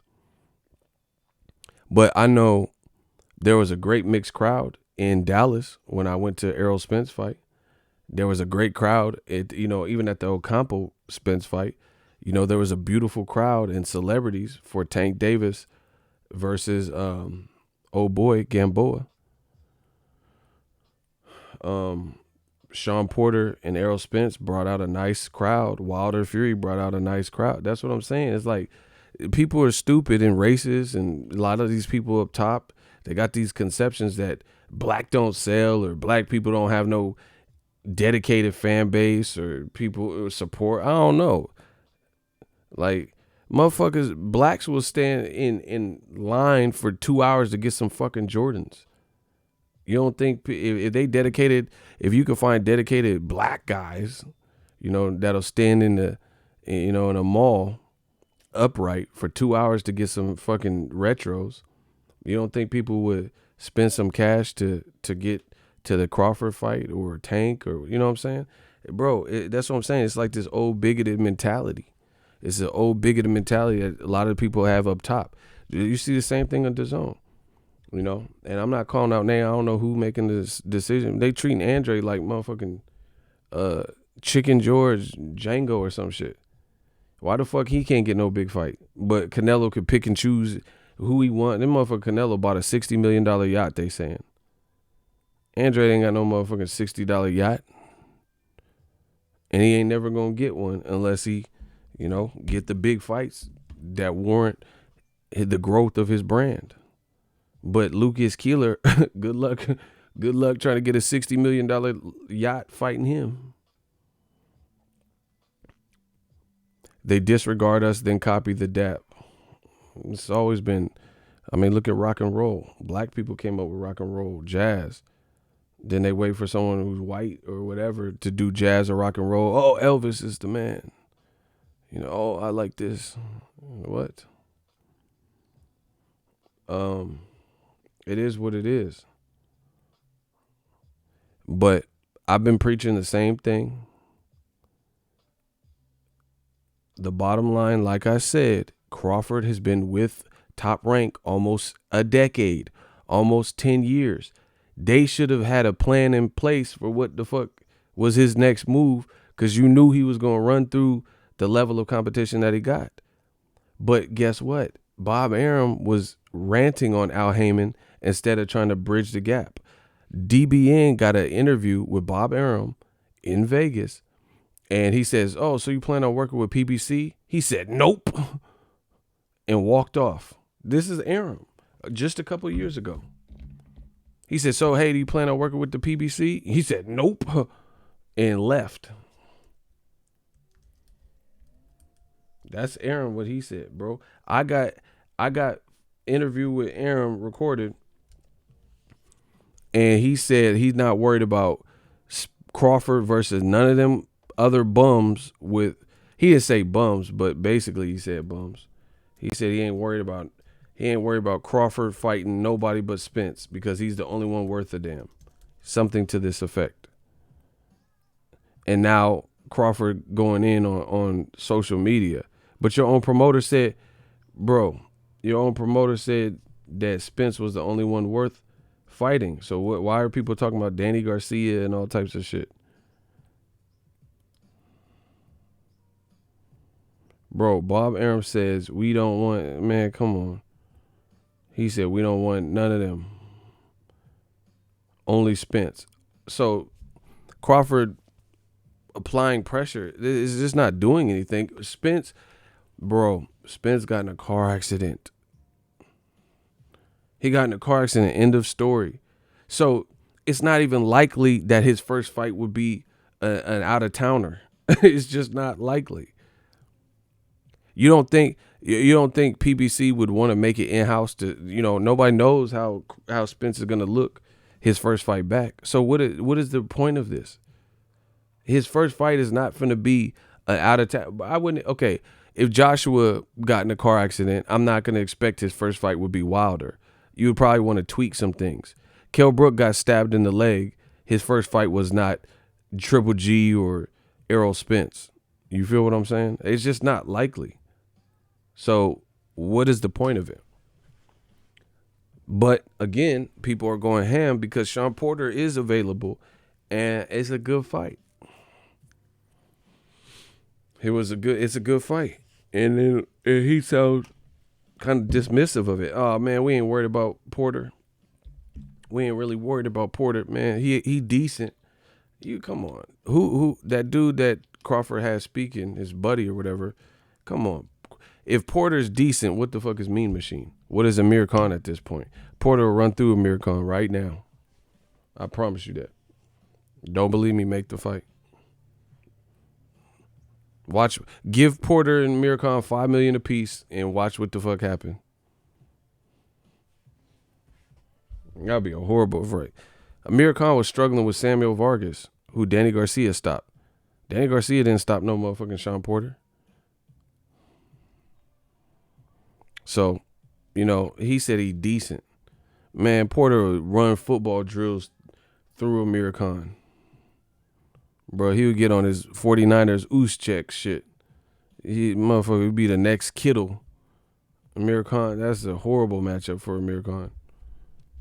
He's just, if Errol Spence big ass couldn't keep, and Kell Brook had a hard time, and Danny, all these motherfuckers, Keith, all these motherfuckers have a tough time with Porter. What the fuck Amir Khan gonna do? He's just gonna outbox him? Bro, Sean Porter stay at your chest. He stay in your chest. And he got a chin. Keith Thurman hit him with some flush shit. He went like this. And it looked like his arm went limp and he kept coming. I'm like, what the fuck? So, man, that'll be a worse fight. That shit would be worse than the Canelo fight. I'm not saying Sean Porter would necessarily knock him out with one punch, but it would just be a mauling. It would be worse because Amir Khan was beating Canelo ass low key for the first 4 rounds. This wouldn't be like that. I think it'd be a mauling from pillar to post. At this point, this Amir Khan we've seen, that would be an ugly fight with Sean Porter. Plus, you look at the Berto fight. Sean Porter can make you uncomfortable where you cut and bleeding. Man, imagine if Amir Khan get cut over the eye, plus he don't have the greatest chance. Man, come on, bro. That would be ugly. Yeah, I'd rather see Kenny Porter versus Khan than a motherfucking Sean Porter. I want to see Kenny. Kenny, that's a better fight, bro. Each. Yeah, man, come on, bro. It's just an ugly matchup for. Man, come on. I'd rather see Rich Porter from Paid in Full versus Khan than that. Man, come on. I'd rather see Porterhouse Steak versus, man, come on. Y'all be playing with me, man. Y'all got to stop, man.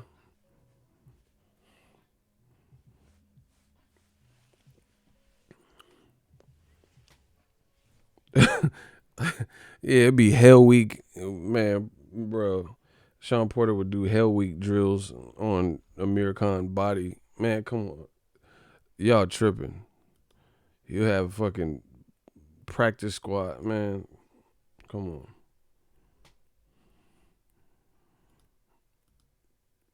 And Kenny Porter would encourage it. Yeah, son. Yes. You'll get the shit. You'll be... Bro, Kenny Porter would be right there cheering his son on to do more damn. Man, that would be a horrible fight. That would be the last of Khan. The last of Khan. That sounds like a movie and shit. Bro, Khan will get, man, come on. He'd be Genghis Khan. He'd be up out of here. Wrath of Khan. Yeah, okay. Ish. That'd be like getting hit with a truck, man. Sean Porter too crazy. He's too wild. Man, come on. No, that would be a horrible fight.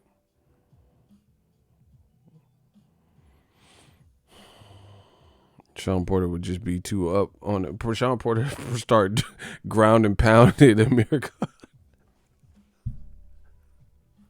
He might. Sean Porter might just fuck around and lose it from losing these close decisions. This man might just and go primal instinct and just ground and pound America. He might just do some crazy shit, bro. Just lose it. Man, I'm tired of these close decision losses. Start ground and pound. Pow, pow. Remember when McGregor he hit Jose Aldo and Jose went on the ground and McGregor was like hammer fisted this shit. Man, Sean Porter do that to Khan. That type of shit.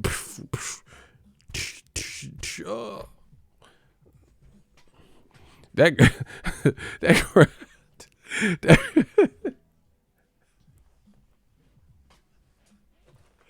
ground and pound should be looking crazy. The motherfucker already dead.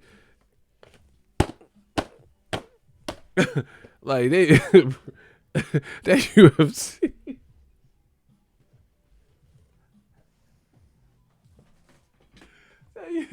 Hey, that UFC, the motherfucker be already dead in dreamland.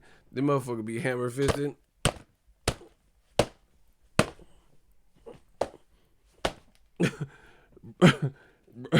Motherfucker head be dead like I don't feel Tony, I don't feel so well.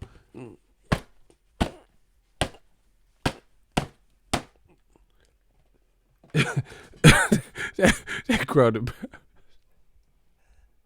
like you grounded up some hamburger meat. Hey,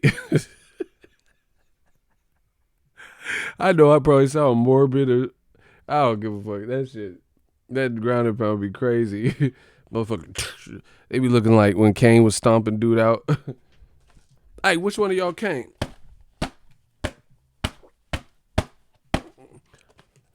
Man, Herb Dean, where you at, bro? Where Herb Dean at? That motherfucker coming all slow. Motherfucker. That's what I'm saying. Masvidal. Bro, this dude said, yeah, need his life away. And he on the ground. And Masvidal, he thought it was the backyard fights again. Masvidal. Man, stop it. Motherfucker ponytail was shaking and shit.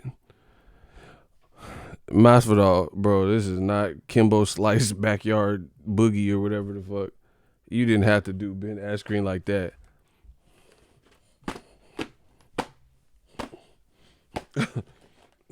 They keep hitting the motherfucker. He like menace getting fucked up. And then he start laying next to him and shit. Hey, Masvidal a beast, bro. That motherfucker laid next to his lifeless body, like, start planking. Hey, he wildin'. Man, shout out to Miami. He wildin', though. Terence is a bull about the fighting Sean and Errol. Damn, Kevin going off. Janice Nelson, appreciate you. Yeah, anyway, that's my thoughts on it. Like I said, I love Crawford. He's a beast, but I think he's kind of going about this situation the wrong way because, one, I'm about end results, and I don't think this really gets him the end result. If anything, like, people were like, I seen people even roasting him in the comment sections like, hey, fight Porter. Like, it's not getting the reaction that I think he's expecting. Yeah, I think it would be like Porter versus Malignaggi too, or Berto, but it would be worse than Berto because Berto's at least durable.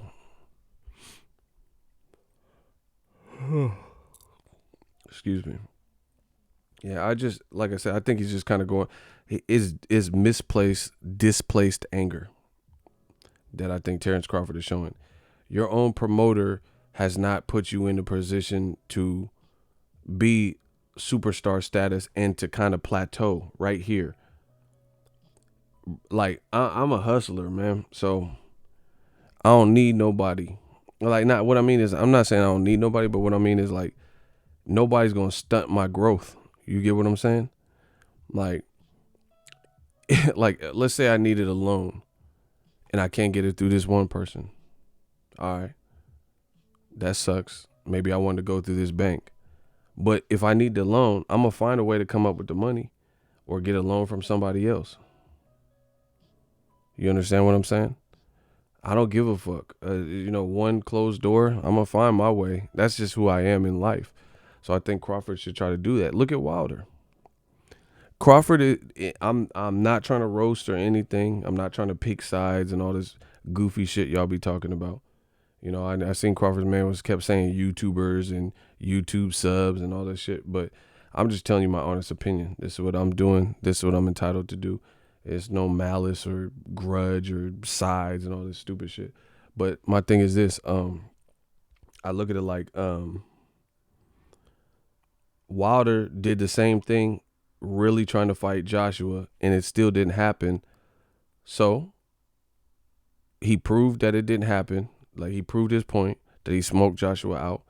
And his team, they went around, had a green room meeting and said, how can we move Wilder? What can be the next approach? So this, to me, what Crawford's doing, it's kind of embarrassing because it's a clear, it's like disillusioned, and it's the more he's doing this type of stuff, or him and his team or whatever, the more it's showing the lack of power.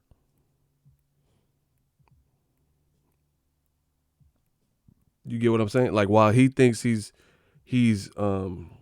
pressuring Heyman and team and squad and Errol Spence and all them to fight him or whatever, it's showing how dire your situation is more than anything, and how you lack power in that given negotiating room floor.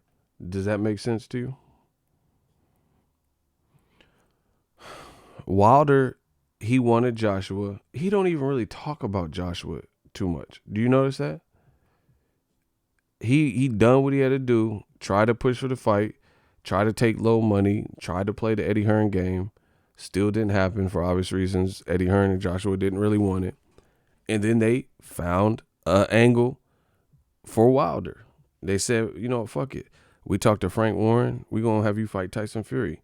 He beat Klitschko. No one's beating him in the ring, blah, blah, blah. Then that turned out to be a great fight and a draw in the Undertaker shit. Then they went on to mandatory because Fury ducked the rematch immediately. Now, Luis Ortiz, and then now Fury again. So people got respect for Wilder. Okay, he fighting that dangerous. A mandatory outweighs him, so a ranked guy. Then he's fighting a dangerous guy that hurt him in Ortiz, and now he's fighting Fury again. So even without Joshua, Wilder's team, Shelly Finkel, Al Heyman, and his immediate Mark Breland, JDs and shit, they put him in a position to still win without Joshua. You see how creative they got?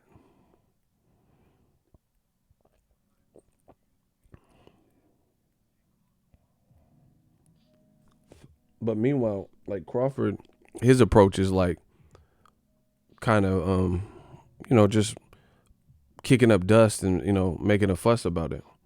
But I don't see that I don't see that's going to get you anywhere. They still not going to make the fight. First of all, Errol Spence got to recover. And even if he doesn't want to do a tune-up, then that's his obligation, or he's entitled. He's a two belt champion. You could say you'll knock him out and he's gonna cry in the car and you scared him off or whatever. But it's not. It looks like hate because it's not going to do anything. So Errol Spence has 2 belts.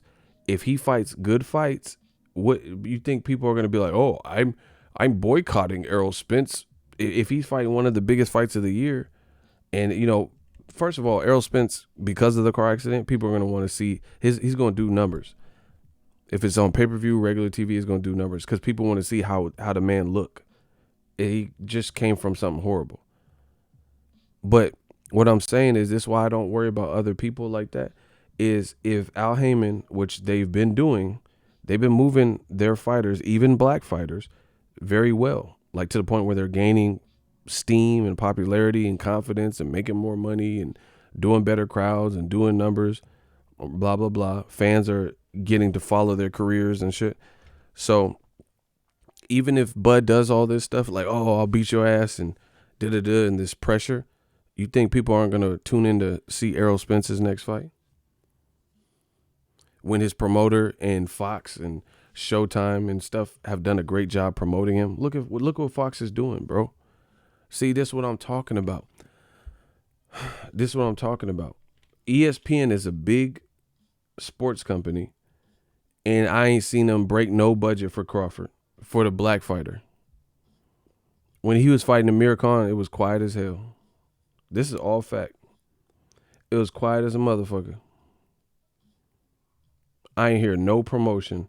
I ain't hear no great build up. I ain't see no Amir Khan face off. I didn't see no, shoulder programming.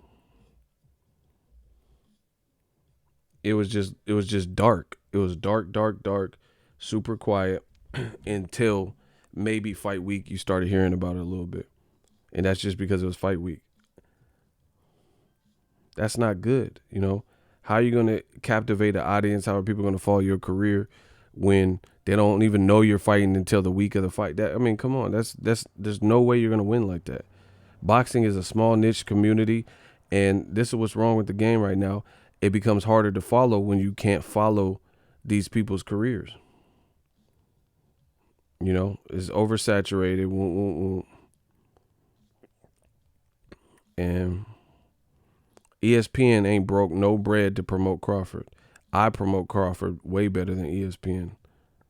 I put that on the set because of me. And bro, I'm telling you what it is, man. I promote a lot of these fighters better than companies.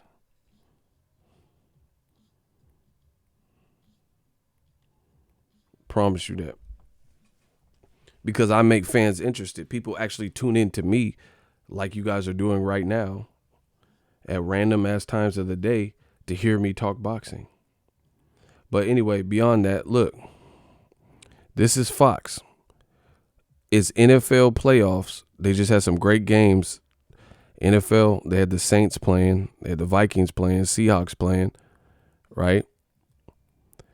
Williams Rosario getting that lovely Fox NFL playoff promotion. Love to see it. Bro, J-Rock is in what's perceived as like a tune-up style homecoming fight. And they putting it on NFL fucking in between playoff games where tens of millions of people be watching it. Bro, he's a champion.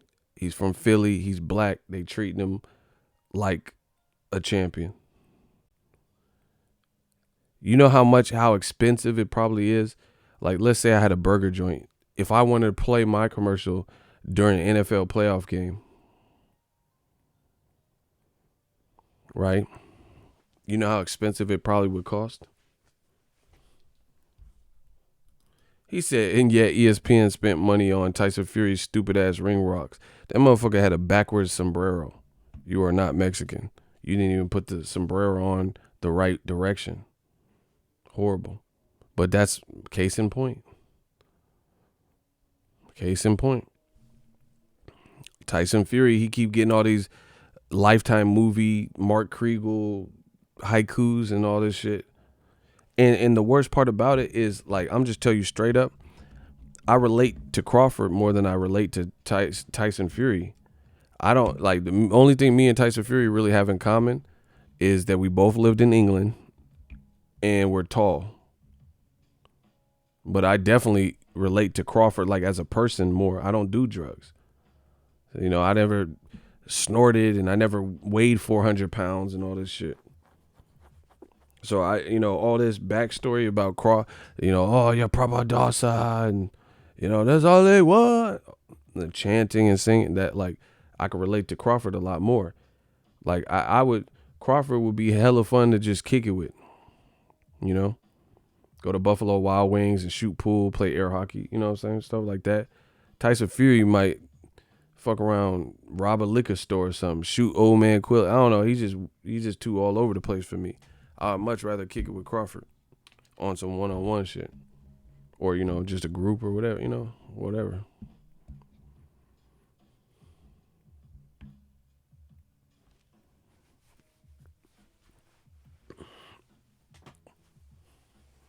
So I'm just giving y'all the cold hard facts. The bottom line is ESPN ain't broke no bread. They ain't really turned that, like, because boxing is it's a splash in the pond for ESPN. They got football rights to football highlights and NBA and MMA. They're not worried about boxing the same way because they probably don't feel like it. They feel it's a niche sport. And then on top of that, I think they treat black fighters different. Period. They don't say bro. Tim Bradley, was he ever as big as Tank? He's a great fighter, great resume. Did HBO, which is basically the same thing as ESPN, the way they act, did they ever make Bradley as big as, bro, did they ever make him as big as Tank is? Like, where like the hood is fucking with him and the Shade Room and stuff. They know it's the Shade Room and Baller Alert and World Star. They wasn't posting about Bradley's dating Monica and Bradley said this or Bradley yelled at Devin Alexander. Bro, come on. Bradley's fighting Jesse Vargas. He never reached that echelon. In fact, when he did do what was considered, a monumental moment and beat Pacquiao, they sent him death threats. Oh, yeah, Bradley, you thought you beat Pacquiao. You think you beat him? Motherfucker, you didn't beat him. Pacquiao whooped your ass. Bro, they were saying, I'm going to kill you, Bradley. Oh, Desert Storm. I'll show you, Desert Storm. Kuwait. I hope you ate, Kuwait. Desert Storm, Bradley. Oh, I like your bald milk dud head, Bradley. You old milk dud. Like, they was sending him death threats and shit. Calling him the N-word and shit. That's why he doing that extra ass shit. Because he don't want to have to go through that again. They was calling him an N-word after he beat Pacquiao. Like, what the fuck? Damn, you get called an N-word just for beating somebody? I don't think he won that fight, but still. Oh, yeah, Bradley. Oh, yeah, Timothy. Oh, yeah. You loved you fucking showing off your abs. Show me your ass. Show me them abs. Then show me your ass. Yeah, bro. Bro. Oh, yeah, muscle bound, buff Bagwell. Yeah, I'd like to bag you well, Bradley. I can't even do it right now, bro. I can't even do it. But yeah, bro, they was prank calling him and all types of shit because you think you can beat Manny? You think you're Manny Fresh? You can't beat Manny. You suck. I'm gonna kill you. I'm gonna fucking stab you and deflate your bald head, Bradley. Hey, Bradley, I'm gonna deflate that bald head. Your head's like a basketball, dude. I'm gonna fucking bro, they was going in on him. They was going in on Bradley. Sending him death threats, though. Over a fight? Like, damn. L tried to send me to bed. You love if I went to bed. You want me to go to bed? Lay my head in the bed. You want me to sleep? Like, these motherfuckers that's that old media shit. Oh, yeah, ego. Boxing ego, Lego, my ego. Oh, yeah, you want some waffles. These motherfuckers be doing all that goofy ass shit. That's that old media shit. Oh yeah, take off your glasses. Show me them eyes, pretty boy. Y'all get stomped the fuck out in real life doing all that extra shit. But anyway. Anyway, ESPN, they ain't broke no type of bread to really promote Crawford and make him a household name like that. Mayweather promotion, they're doing that. Whether you like Mayweather or you want to make a Mayweather Tank beef and all that. Every time Leonard talks about Tank Davis, he's talking him up. You notice that? Oh, Tank's a star. He's a star right now. Anytime Leonard is a slept on promoter, bro. Leonard slept on because when he talks about Tank, he's like, he talks like he makes you, you know what I'm saying? Leonard be slept on with that little, he got that little mustache, goatee shit. That should be sharp, motherfucker.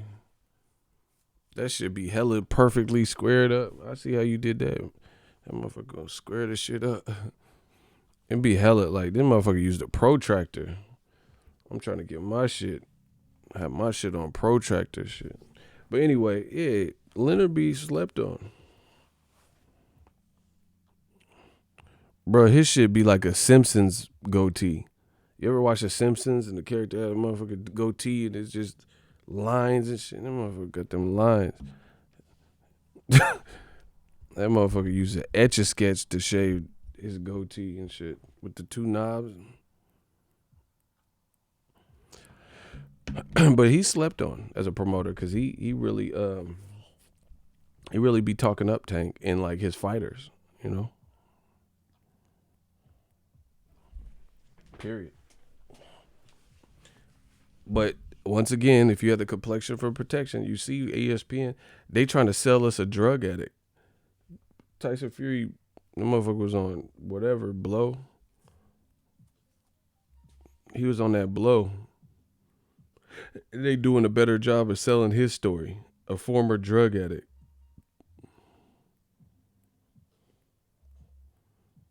They doing a better job of showing him.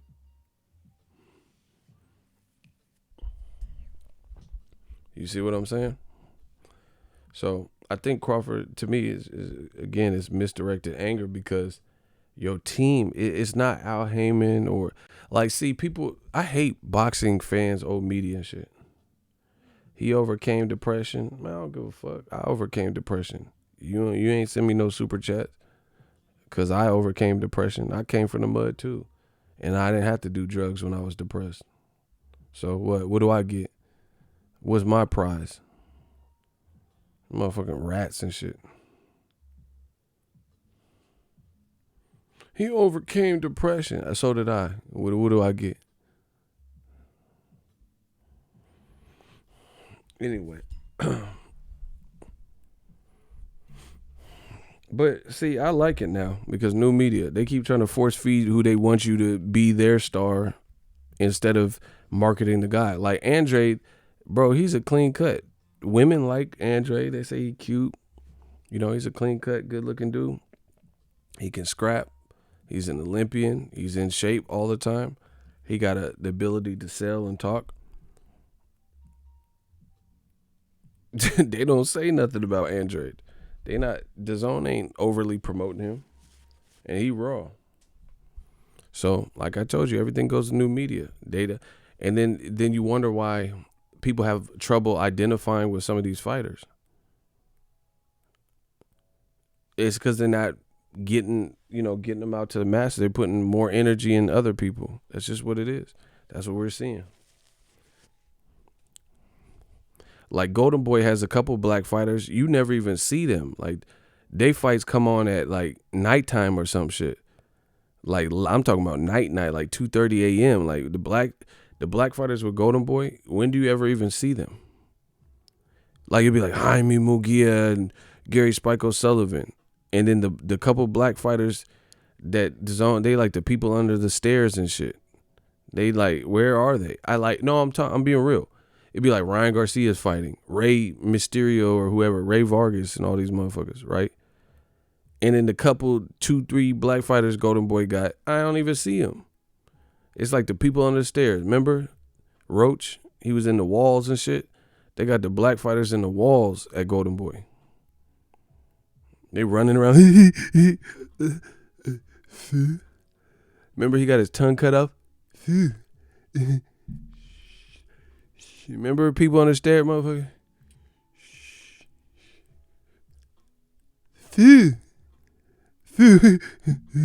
In there. The motherfucker black Golden Boy got the black fighters in the wall like people under the stairs. They cut out your tongue? Bro, where I don't even see him, bro. I think they in prison. I think Golden Boy put him in prison or some shit. When they not fighting, they got to go to jail or something. Or they on house arrest. I don't know. I don't know. I never see him. They got a couple black fighters. I ain't never see him. Keandre Gibson. When his last fight, bro? I don't hear no publicist or announcement. Where Keandre? No, you know. That name sounds too goddamn ethnic. Bro, where's Keandre? Where him? Where he at? They be having all types of people you didn't even know was signed. Jamarcus Russell, all these people you didn't even know because Golden Boy don't promote them. You be like, hey, Ryan Garcia, he has what it takes to be the next Canelo. I'm like, bro, okay, what about the black fight, bro? See, that's what I'm saying. You don't, and there's a lot of I told you, there's a lot of promoters like that. You don't ever hear you don't even hear like, man, come on. What were people saying about Crawford's fight with Mean Machine? Oh man, Richard Comey and Teofimo should be the main event. See, this is a top ranked card, and they got their main event out there like that. They got their main event where the public consensus is, look at DAZN, same shit. They got Andre fighting the Lucky Charm mascot, the magically delicious slide. And people are saying Tevin Farmer, JoJo Diaz should be the main event. And they got them behind YouTubers. You see, the game all fucked up. I'm here to tell you what it is. You see? Tank was a star of his own card, even though Badu Jack Jean Pascal was a very good fight. But people, you think Lil Baby came to see Jean Pascal? You know what I'm saying? No. People still came for Tank. So that's the promotion. Your promotion has to get behind promoting. Hey, I gotta close this window, bro. My feetsies is cold. My feet are freezing. Hold on.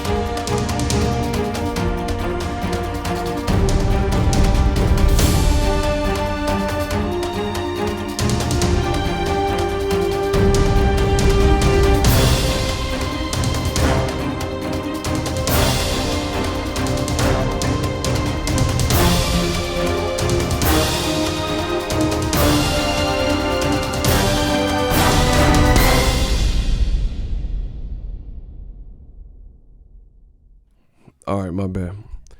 Man, it's freezing out there. I have my window open because I like that little breeze, but it got too cold. I sleep with my fan on year round too. Shout out to Ronald Finkley. Anyway, I'm about to get out of here in a minute. But yeah, that's it, man. I just feel Crawford's a beast. But he's attacking Errol Spence, and it's not gonna. What is that gonna do? it's gonna get people talking for a minute. But the next, when Errol Spence fights, as long as it's a reasonable fight that people want to see, he's gonna be right back popping. You know. So it to me it looks like it's just not a good look, and to me it's showing is almost I never seen this side of Bud, you know, and so it's showing like almost a vulnerability on accident because it's showing that Bud and Top Rank are kind of moving out of a desperation. They don't have options for Crawford. See, I wouldn't be surprised if someone from Top Rank maybe told him, hey, you got to go hard on Errol Spence, push for the fight. But whoever's telling him that, if someone is telling him, I don't know. But if someone is telling him, that's not the way to go.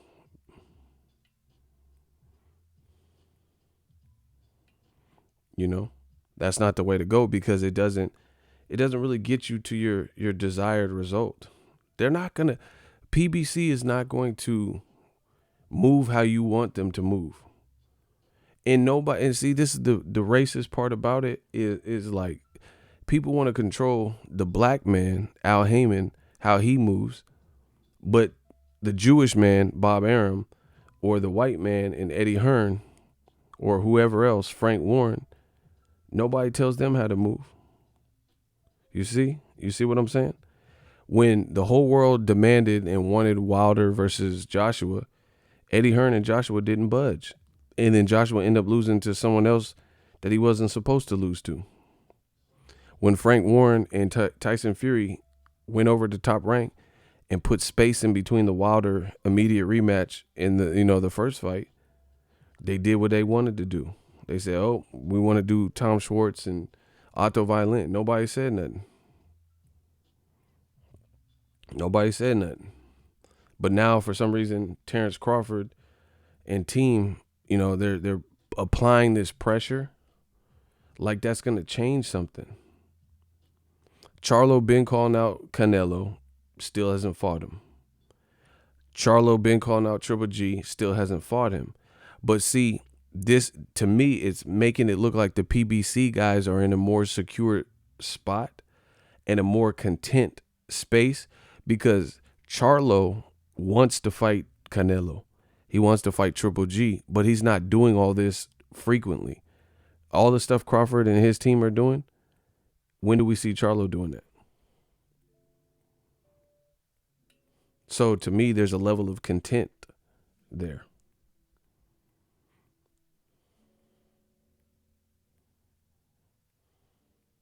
Block Slav 22. Get him out of here, bro. I don't Stav. Thank you. No, block him. Fuck the timeout shit. He got to go. Anyway, do you understand what I'm saying? Smash the like button. Real brother, hide him again. Do you guys understand what I'm saying? Is Charlo doing what Team Crawford is doing, trying to get the fight he wants? Charlo wants to fight Canelo or Triple G. Those are the good fights and big fights for him. And he was actually a mandatory. Crawford's never been Errol Spence a mandatory because they're both champions, right? Is Charlo going about it the same way as Crawford? Or is he just staying his course, trusting his team, fighting who he can fight, trusting that the pressure is going to come at some point? Do you get what I'm saying? The pressure is going to come at some point where these guys got to face him. So it's almost like jumping the gun a little bit. It's like Crawford's almost a little bit too hasty and panicked, because he's seeing the future and he doesn't know when how long he's gonna have to wait. So he's like bugging out. Do you get what I'm saying? And to me, another thing is Top Rank is pretty good at this. Creating this narrative. They're trying to create it. Charlo is chilled and on his grind. Exactly. This is another reason for this. Top Rank has been doing this, especially Top Rank. the name game, the blame game, the point the finger game. They're trying to create this noise, and so everyone remembers. Oh, Terence Crawford went bad on Errol Spence. Boom, boom, boom, boom, boom, right? So when Crawford undoubtedly fights someone that people probably don't want to see him fight, if he doesn't get an Al Heyman fighter like Besputin, they have the scapegoat of saying, man, but we tried to make the Errol Spence fight. So, they just want someone to blame. Does that make sense to you? If your promoter can't get you the fights you want, whose fault is that? You or another, is somebody else? That's a real question. And not even the fights that you want. If your promoter can't navigate you to some good fights, whose fault is that? So, okay, Wilder's people, they couldn't get him Joshua because you can't control what Eddie Hearn and Barry Hearn are doing in Joshua's team. But haven't they got Wilder some good fights that help boost and bolster his personality and his profile? You see what I'm saying? So I get it. You can't Mayweather couldn't force Pacquiao to take a drug test, so the fight fell apart. But guess what? Mayweather and his team, Al Heyman and Mayweather Promotion, Ellerby and stuff, they still made Floyd a bankable, viable star, putting on the biggest events for years, regardless of not being able to get the Pacquiao fight. Crawford's team, like I said, it's the blame game. Oh, it's Al Heyman's fault. But no one has to work on your schedule, and no one expected Top Rank. This is why the double standards is crazy. Top Rank had all these guys at 140 to 47, and they never fought any PBC guys. I'm not talking about John Molina and Crawford or Felix Diaz. I'm talking about Broner versus Brandon Rios when that fight was relevant. Broner versus Juan Manuel Marquez. I'm talking about big fights like Crawford and Spence would be. Not like little fights, like, a couple here and there. Like Vanes Matarosin and, Lada or some shit. I'm talking about big fights that would be some of the biggest fights for the year. What makes Crawford look suspect is there are other good fights at PBC, but he is ignoring them. Trying to fight Spence only, which is not a good look for Bud. I noticed that too. And that's weird too. Like, he's acting like it's Spence or bust, but that's like Bob Arum talking, because Arum said, "Oh, we only want Spence." There's other great. I'd rather see Crawford Berto, Crawford Lipinets, Crawford Josecito Lopez. These are all better than anybody else that I can think of. I'd rather see Josecito Lopez than Besputin, Rasputin, or whoever. Danny Garcia, Red Cash winner. There's other options. Sean Porter obviously is the best option. You guys. And he just keep talking about the Spence thing. So it just looks like, again, it looks like a lot of the PBC fighters are more content and trusting in their team that it's all going to work out. But for Crawford, it's almost like I feel like he's jumping the gun a bit. Oh yeah, Crawford Thurman is another great. Who is Lopez? Not a household name. Block him, bro. You talk about boxing on your channel. Stop worrying about me. Worry about you. Bro, he's talking about Lopez ain't a household name. Bro, Josecito Lopez, so Mean Machine's a household name. Benavidez, he's a household name. Not David, Jose Benavidez. Jeff Horn, everybody knows him. Besputin, man, come on. I'm out. Holla at the kid. I'll talk about this tomorrow. I'm about to sleep. Yeah, man, these dudes is rats. We'll talk about this more and more. Yeah, I want to get a fresh take, so I don't want to say too much and stay on too long. I'm going to rest my mind, and I'll come back with some more heat. But, yeah, man, I just don't think it's it's not the right look, because it to me is showing the desperation of the situation.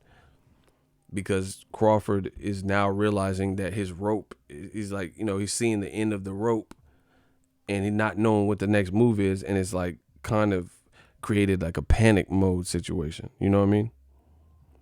Versus Errol Spence ain't worried about like his next move. He knows his team going to put him in positions to attempt to win. Like all these people talking about it, bro, there's nobody that's clout chase more than PBC fighters, period. Crawford just responded to what Spence said. Now he's showing desperation. Who's Crawford? Okay, you in the hot seat, man. I ain't fucking with y'all dudes. J Mac. Who is Crawford gonna fight next? If he doesn't, he's not fighting Spence. So who's he gonna fight next? You have 10 seconds. Good luck. J Mac. Who is he gonna fight next? Who is he gonna fight next? He should fight Porter. He said he don't want to fight Porter. Try again. Man, get this dude out. You wasted too much of my time, bro. I ain't got it. Just block him. I don't even care, bro. Just get him out of here. He's just all over the man. Come on, bro. He's like, oh, no, it's desperate. Yes, it's desperation because the world knows that Crawford has stalled out and beaten everyone he can with Top Rank. Yes, so it's desperation because it's desperation for the big fights, thirsting for the big fights, tired of people asking when he's going to fight one of the big names and not having those options. So, yes, that's why I said desperation. Crawford does not have the big options. He doesn't have the options to easily access.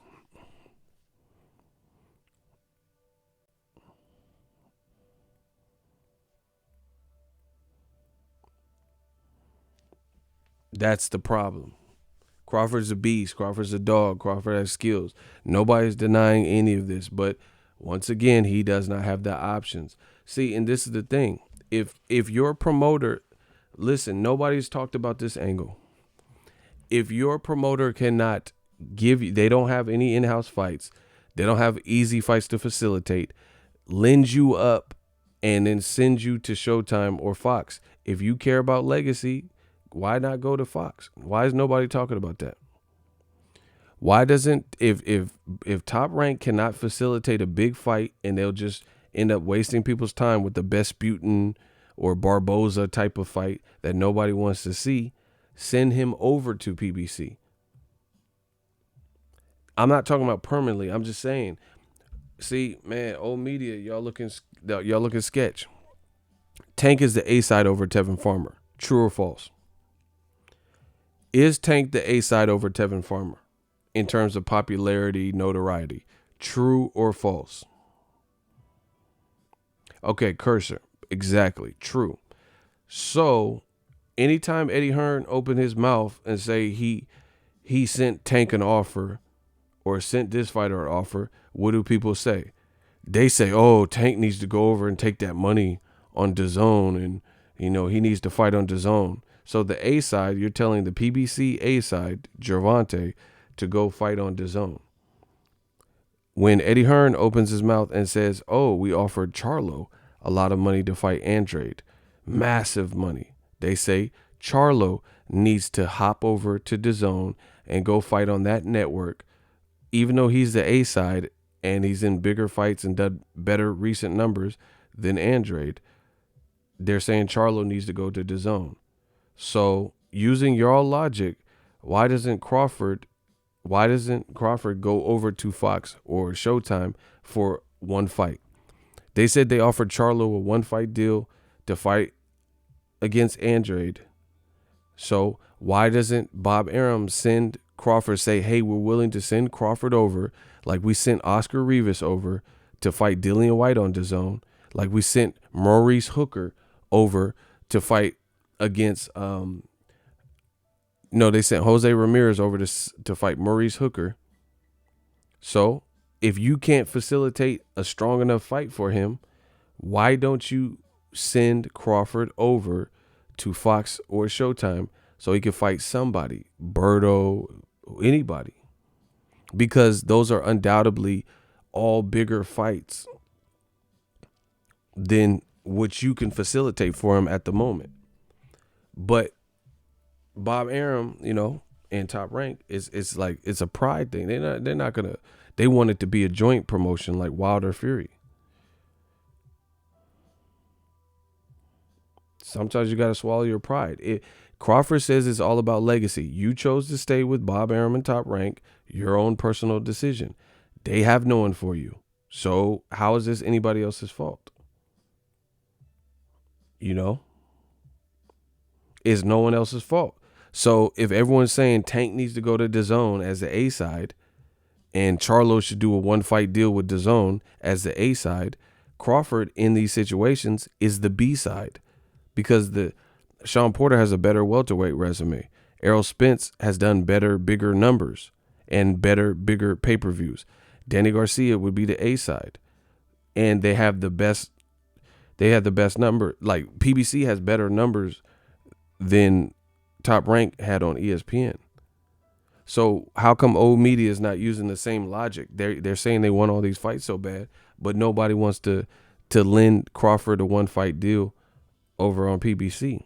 They got the juice right now, in the welterweight division especially. Ego has lots of videos predicting this very scenario. See, that's what I'm saying. It's a pride. They don't want to budge. Top Rank is like, oh, we're not sending them bullshit. But if you don't have anyone for him, then why won't you? If you care about his career, and him legacy and all this other shit that they keep saying, because, bro, I'm telling you, Top Rank, they've played this card before. They want something to talk about. They want a scapegoat. And then when they make something less than what anyone expects, they have to have somebody to blame. Period. So when Crawford is next fighting Besputin or somebody that's met with like jeers and people are like, man, I don't want to see that. Then they'd be like, oh, but we tried to make the Errol Spence fight. Crawford, you seen him going ham on Twitter. But it don't work like that. You know what I'm saying? And you're not going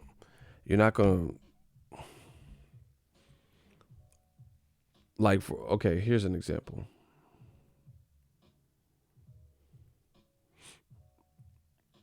Let's say I have a restaurant and Real Brothers 32, he's hungry and he's homeless, and he barges in, and we're a restaurant serving people, and he's like, oh, I need something to eat. Oh, you got to feed me. And I'm like, hey, chill, calm down. We're going to feed you. But hold on, calm down. And Real Brother's like, oh, no, feed me. I'm hungry. I'm like, chill out, have a seat, all right? The restaurant still has to conduct business per usual. It's not my obligation as a restaurant to feed Real Brother 32. Right? I'm not your dad. I'm not your mom. So it wouldn't be our responsibility. People are willing to help you or work with you or whatever. That's cool. But you're not going to come in and, dictate, and everyone has to stop what they're doing in the restaurant to cook and feed you a plate and give you a menu, especially when you ain't paying. You get what I'm saying with the analogy? Real Brother's like, oh no, I need something to eat. And I'm like, hey, we gotta fulfill these orders. No, feed me. It don't work like that. You get what I'm saying? You can't just barge in and start demanding whatever. Sean Porter has a better resume than Crawford at welterweight, for sure, because he's been at welterweight. Crawford just got here. Sean Porter fought bigger names. So you can't just barge in and then like demand we make all the fights and pressure. It just that's not how it works. And if you're, like I said, beggars can't be choosers. And I'm not trying to call Crawford a beggar like that, but what I'm saying is you're not in the position of power. You're stable. Your team in this situation is not in the position of power. Like, you don't have the chess piece. So how can you come in and demand, PBC stop what they're doing? Fuck how you want to move Errol Spence. Fuck the car accident. He fights me next. It doesn't work like that. You can't come in demanding them to move like you want to move, with absolutely no leverage. Errol Spence got 2 belts. What's the name had 1. See, and this is what I'm saying. This is where the part where old media is fake. When Joshua had 3 belts, right? They used it against Wilder. And they said, "Oh, Wilder only has 1 belt. He doesn't deserve 50-50." Remember? Old media has no consistency. They said he don't deserve 50-50. He's lucky to get 70-30, or that he should get 90-10. And they were using the belts as well, guess what? Errol Spence has 2 belts and Crawford has 1. So again, how can Crawford come in and just like demand it? Like, I'm Bud Crawford. No. It's not, it doesn't work like that. Right now, they haven't done a PBC up front yet, but I'm expecting an email saying, "Oh, we're doing a press conference so-and-so," where they announce their Fox fights or Showtime fights or both or whatever they do, right? So you think Top Rank and Bud are going to just be able to come in and interrupt the planning and stuff that they're doing for their first and second quarter? It don't work like that. No matter how much you want to see the fight. And it's so annoying to see in boxing, people always try to position themselves as angelic and like, this humble place of nobility and chivalry and just like good, honest, old-fashioned, integrity. Man, stop it. Oh, this is about legacy. You should want to see the best of the best. Fuck all of y'all. Because when the best of the best is Charlo versus Triple G, Charlo versus Canelo, Lomachenko versus Mikey Garcia, none of them fights have happened. Joshua Wilder, none of these fights have happened. Devin Haney, when he was looking like one of the best and he wanted to fight Lomachenko, didn't happen. But once again, now the world is supposed to stop for shit that keeps happening in boxing, for this Bud Crawford Spence situation. It's just, that's not a realistic. Yeah, when it's Andre Triple G, Andre Canelo, exactly. Like Top Rank, they're okay. Like, for example, I'm gonna leave on this point because this is a very solid point. Bud is a Top Rank fighter screaming on PBC, pressuring PBC guys. Yeah, make the fight, motherfucker. Right? You're gonna be crying. And he's trying to get the fight. Wilder did that to Joshua, still didn't get the fight. Then they came up with a plan B. Fury, Breazeale, Ortiz, Fury 2, Fury 3. Boom. So they didn't just sit around and wait for Joshua to come to his senses or to want to fight. They came up with something else. Here's another example. Devin Haney is a DAZN fighter, and he was the mandatory for Lomachenko. He was pressing Lomachenko. He's calling Nomachenko, kept calling him out, blah, blah, blah. Where was the same energy from Top Rank, Tim Bradley and shit, pushing Lomachenko to fight Devin Haney? And now you want me to be impartial or, feel sorry for Crawford? But where was Bradley ranting about Lomachenko not fighting Devin Haney? Like me. And that was a fight that actually, per rules, should have happened because Devin Haney was the mandatory. Spence, Crawford are both champions. That's a unification. You're not ranked if you're a champion. So why didn't Bradley rant? Oh, Lomachenko, you got to fight that young kid. Devin Haney, I know him and his dad, they've been fighting, blah, blah, blah. Man, Lomachenko, if you don't fight Devin, you a coward. Devin Haney's begging. He's begging. You didn't see none of that from Bradley. You're not fooling nobody. You're not fooling nobody. He did not say Devin Haney is begging. Devin Haney is begging. Lomachenko fight him, he's begging. Why didn't Bradley say that? Devin Haney's begging. He's begging. God damn it, he's begging. You're a coward if you don't go over to DAZN and fight him. You're a coward if you don't accept his fight and bring him over to ESPN. Bradley didn't do that. So what's the difference here? What's the difference here? Like I said, Devin had a gateway to Lomachenko through the mandatory slot. Spence Crawford is a unification. There's no direct path, as we've seen Joshua Wilder, which still hasn't happened. There's no guaranteed when they're on different sides. So what are we talking about? So why didn't Bradley say, Lomachenko, man, you got to fight Devin Haney. He begging. Why didn't he do that? But he did it to try to shame the PBC fight. I mean, this, like I said, Top Rank ESPN, it looks like they salty because they don't hold the cards in all these divisions anymore. And now they're getting a taste of their own medicine. Again, Top Rank had guys at 40 and 47, never fought no PBC guys. We heard about Pacquiao. Oh, he might fight Broner. He might fight Danny. We offer him $3-4 million. But none of the fights materialized. Pacquiao left Top Rank, fought Matisse, fought Broner, and then fought Keith Thurman after he left Top Rank. Floyd Mayweather became a global superstar after he left Top Rank. Floyd fought Cotto after Top Rank. De La Hoya fought Mayweather after Top Rank. Chavez Jr.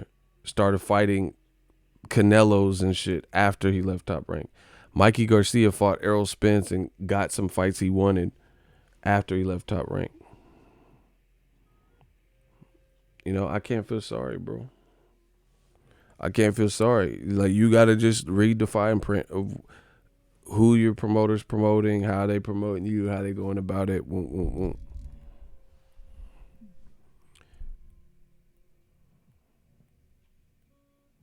Block Anime Debo. I don't care what you're talking about. Motherfuckers.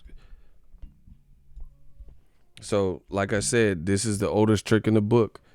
Set up a bunch of shit, create a fuss, so when you don't have a fight that resonates with the people, you have someone to blame at least. So, hey, man, you guys just have to deal with it. You have to deal with it. It's my time, people. I'll be back with some more heat. The Vampire Stream.